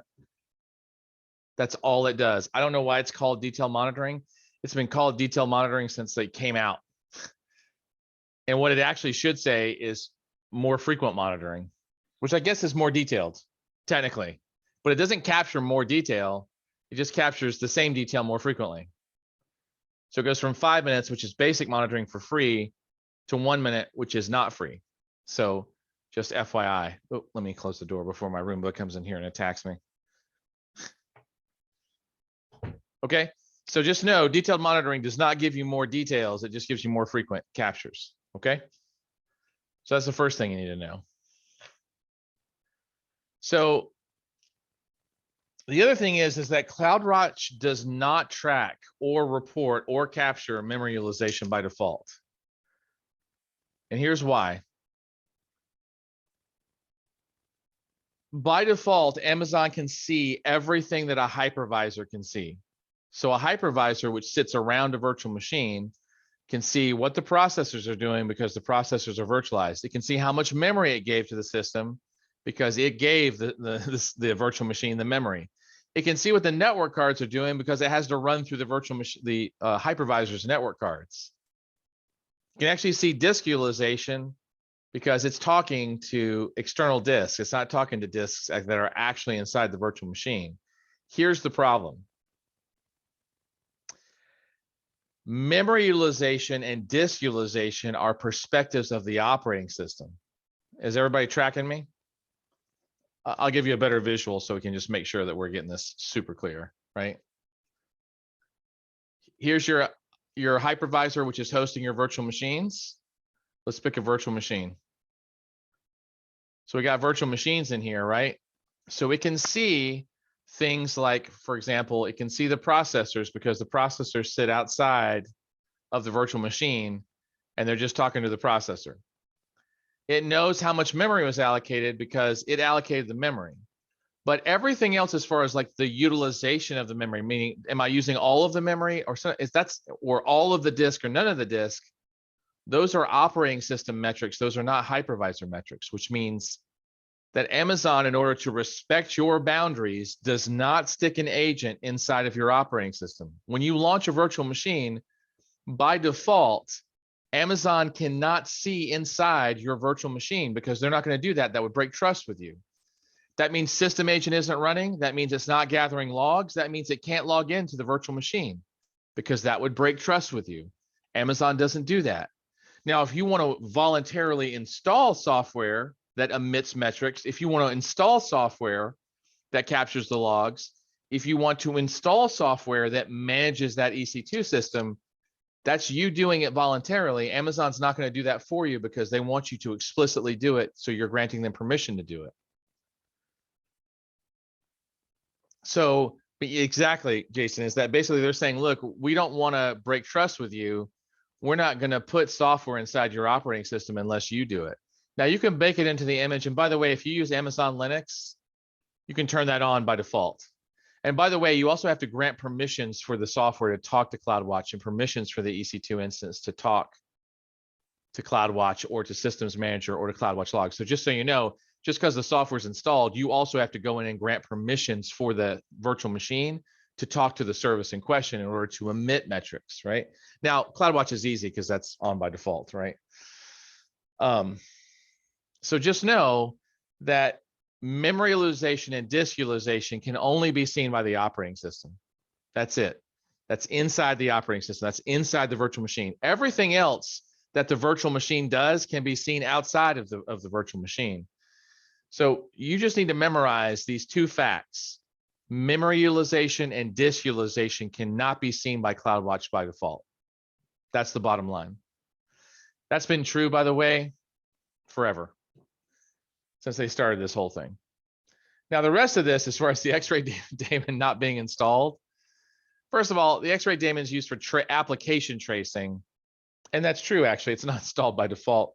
But frankly, who cares? That doesn't solve our problem, right? And our problem is that we want to see the memory utilization, right? The other thing is that EB extensions X-ray daemon can file. That X-ray daemon file is used to configure Beanstalk to actually launch X-ray in your instances. Again, X-ray is an application tracker. It's an application tracer, if you will. Don't worry, it'll give you information about the environment that it's running in. That's not what they're asking. They're asking, how come CloudWatch can't see memory utilization? Those are the reasons. CloudWatch can't see memory utilization or disk utilization by default. By the way, it can see memory performance, it can see disk performance, but it can't see utilization, which is the amount that is being utilized. Everyone following that? Anyone not following that?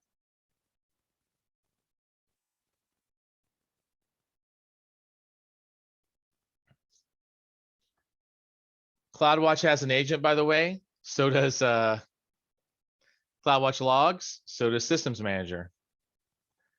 If I remember correctly, by the way, the Systems Manager one will actually collect all the information for you. So I think it contains all the others, but I could be misquoting that.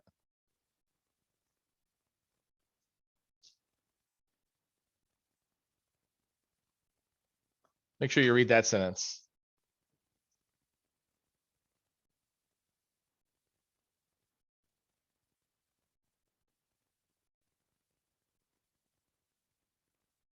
Yeah, so the next sentence says, if you want to track these metrics, install a CloudWatch agent on the EC2 instances. So yeah, you need to install it, Eric. It needs to be part of your base image, or you can install it as a software package. Obviously, like I said, if you're using Amazon Linux, it's on there by default.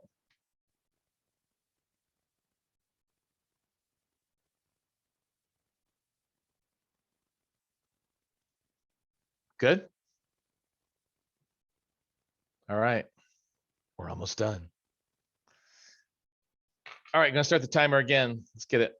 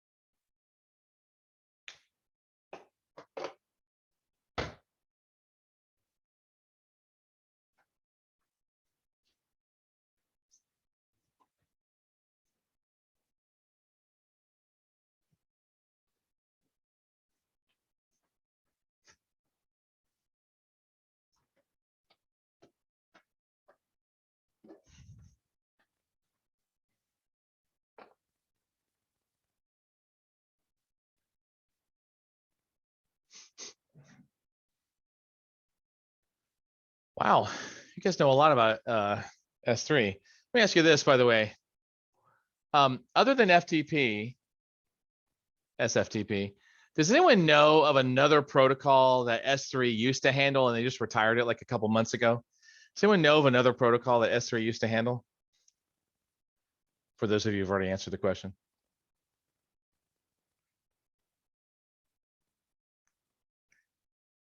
I mean, because we know it does web, right? Because it does HTTP and HTTP. Well, does it do HTTPS? I don't think it does HTTPS. I think you have to put CloudFront in front of it to do HTTPS.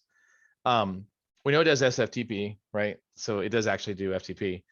Here's a funny one that I just found out about. I didn't know about. Is apparently it did BitTorrent. You could BitTorrent to your S3 buckets. You know, they retired that thing. I'm not, I gotta tell you, I have not like torrented anything in a decade. But when I saw the retirement notice come in, I was laughing. Are you kidding me? Like you could torrent against an S3 bucket? That sounds like a horrible idea, AWS. What were you thinking? Anyway, all of you basically put B. So you apparently know that if you want to speed up transfer, you're going to use the transfer acceleration, right? Which basically runs everything all over AWS's backbones, right? So you're not running over the internet anymore. And so typically it's faster because it's all dedicated to that process, okay? So it seems like most of you kind of knew that already. CloudFront obviously is what the acceleration transfer acceleration uses the CloudFront servers. So, but that's not really what CloudFront is for. It's web protocols only, or video streaming like RTMP. Direct Connect obviously is a one-to-one connection, so that doesn't make any sense. And then it didn't say anything about FTP, so I don't know why we would look at that. So, okay. Yeah, no, whatever. Okay, cool. All right, we got a few more, and then we're done for the day.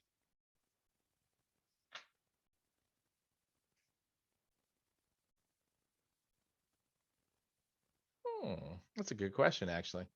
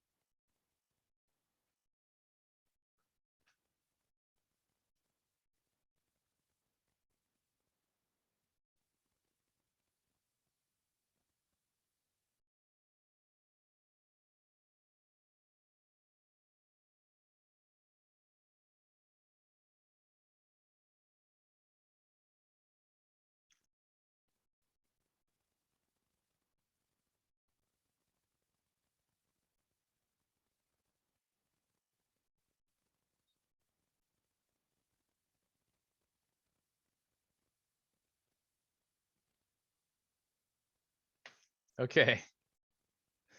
I see a lot of D's.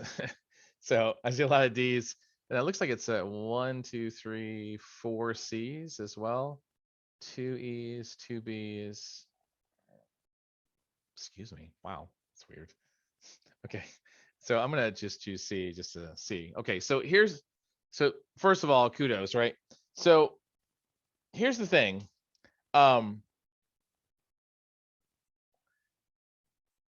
You may remember this when you talked about DynamoDB, but you know, Amazon's gonna store your DynamoDB table on backend servers called partitions. If your data is sequential, it's going to store that all on one partition along with other customer data, just so you know, and then all on another partition, which by the way, you can't see other customers' data. Don't get freaked out by that. And it's going to do that, right? So it's going to stack all your stuff on a server, and especially if your data is sequential. If you start trying to access like the same data sets, you're going to be overloading that server, even though your total capacity is bigger than that single server. But like if you're getting like 1 million reads a second against like one particular set of data, and that data is sequentially numbered on a partition key, that's what's going to happen. So it is recommended, by the way, that your partition key have a random suffix at the end in order to kind of randomize it so that Amazon sticks it across a bunch of different partitions. That's a best practice for DynamoDB.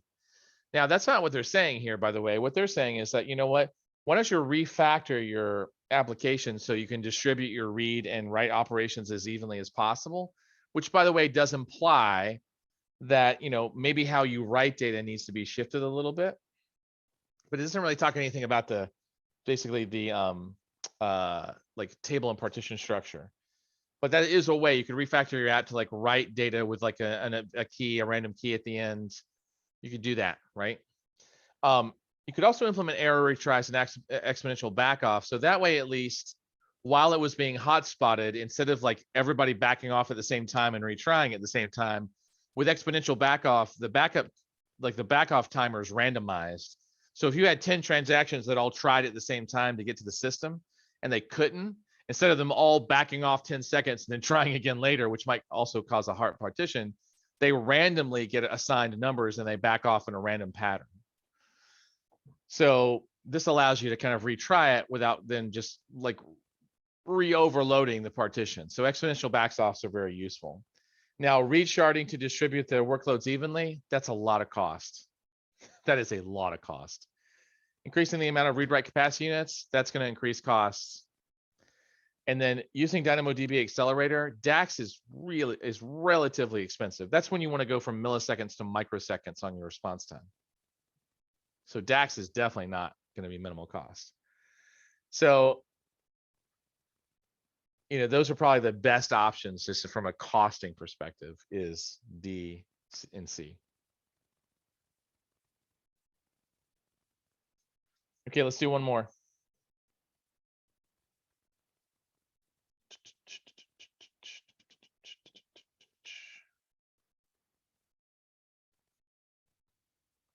All right, last one. Let's get it.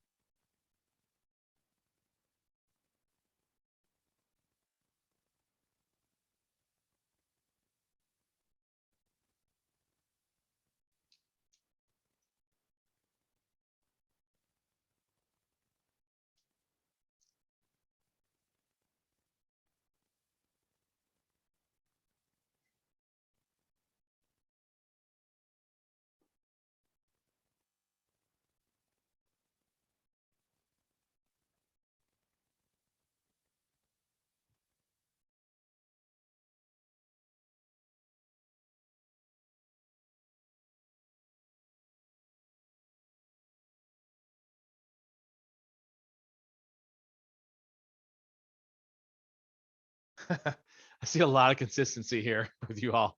You're like, yeah, Michael, we think it's A, right?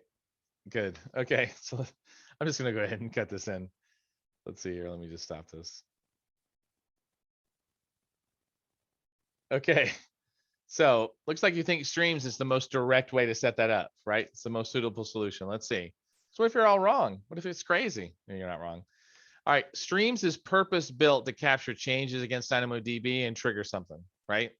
So it's not that the other options couldn't even be configured, although transactions and data streams, that'd be a little weird. But that's really the most suitable way to do it, right? So you create triggers based on the stream. Those triggers can trigger, for example, Lambda. So that is actually the most appropriate option. Now remember, streams can surface the old data, the new data, like you can surface all the changes in the data, right? And that's it. So, okay. So that's the last question we're going to cover. Bottom line, just a few quick things, right? So you should have an updated, if you don't already, because you might already have it in there, should have an updated developing on AWS program study guide out there, because I just updated it yesterday. Use that program study guide, read the white papers, do the training, do the supplemental labs if they're useful, and then do the practice exams until you get 90% on 2 of the review mode exams, 3 or 4 if you're feeling very underconfident if you've never touched AWS in production. And at that point, you can schedule your exam and just go to town. Okay, so not much to it, but this is the kind of thing, by the way, you want to get very methodical. Don't sit down, by the way, and think that you're going to run through these questions in 90 minutes. You want to get a notebook out and kind of like fill in your gaps, right? Understand where you're missing the answers, where your thinking is incorrect, where you have biases, where all of a sudden you didn't read the question and you did 2 and you instead of doing 3 because you just assumed. Missing things is going to be the #1 cause of why you're going to fail the test, is if you do not actually track what the question is asking, the keywords, and what they want you to adhere to as far as the non-functional requirement. The rest of it is honestly just understanding how the services function. So if you go through and do the practice exams and figure out what you don't know, you're going to do great. Remember, I would love for you all to get 100s on the exam. That's not realistic, right? I need you to get enough expertise to feel comfortable in your role and comfortable enough to pass the exam. That's a 750 in most cases, 720, right? So, that's all we're shooting for here, okay? If you run into any trouble or you have any questions, know that we are going to be doing more developer sessions, and you can always catch me at michael.forrester@webhsolutions.com, assuming that I can actually spell WebHSolutions. So email me. We don't, there don't have to be any preamble. You can just ask me for something and I'll give it to you, right? You don't have to say hi or anything. I understand, we're all busy. It's okay. If I want to talk to you, I'll ask for it. But just know if you need something, even if it's been 6 months from now, just ask me, okay? Be glad to help. I do about 90% of my training work with booze, so I have some understanding of how you function, but not a lot. I don't work there, obviously. So if you need something, just let me know. Otherwise, it's 4 o'clock on a Friday. I'm going to stay here for a couple more minutes in case somebody has some questions. But we're done. You're free at this point. So floor is open for any questions.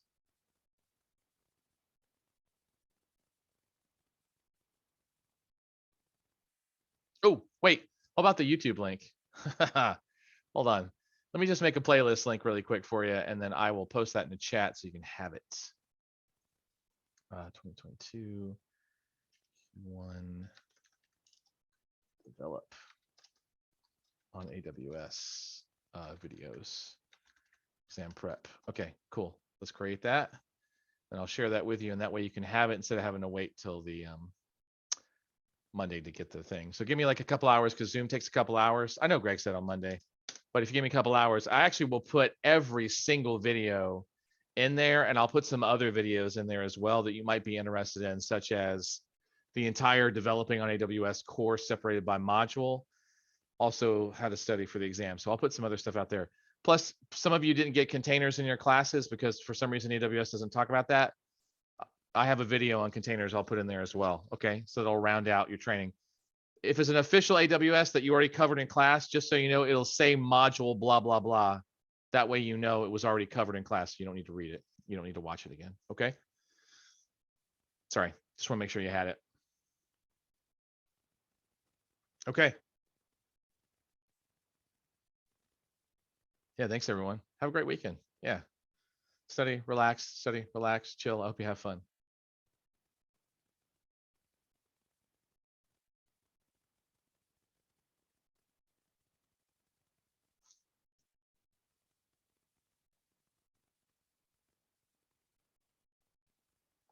Shruti, let's see.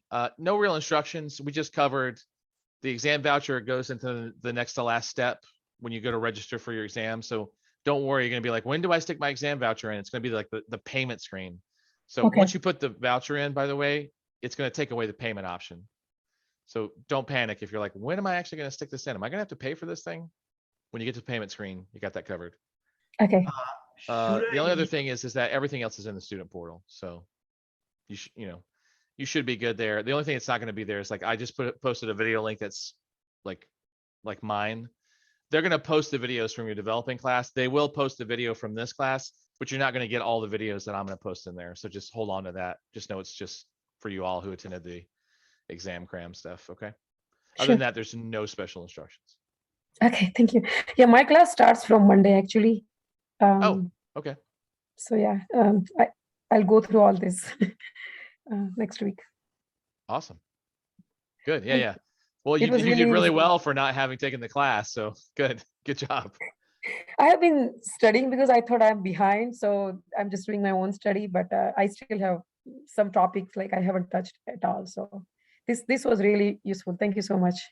You're very welcome. And it's good to panic at the beginning of the process instead of the end. So perfect. Congratulations on doing it right. Yeah. Have a good week. Yeah. You too. All right. I'm signing off unless there's any other questions or comments. So the voucher that we are gonna get is like, we're gonna use this voucher on our personal account, not in the Boozln, right? That's right. The only thing you're going to use your Boost account for is when you sign up for amazon.quicklabs.com. That's all, by the way, in your portal as far as your instructions go. So you're not missing anything. Okay. Yeah. Thank you. Yeah, you're welcome. All right. Have a good day. You too, Sayan.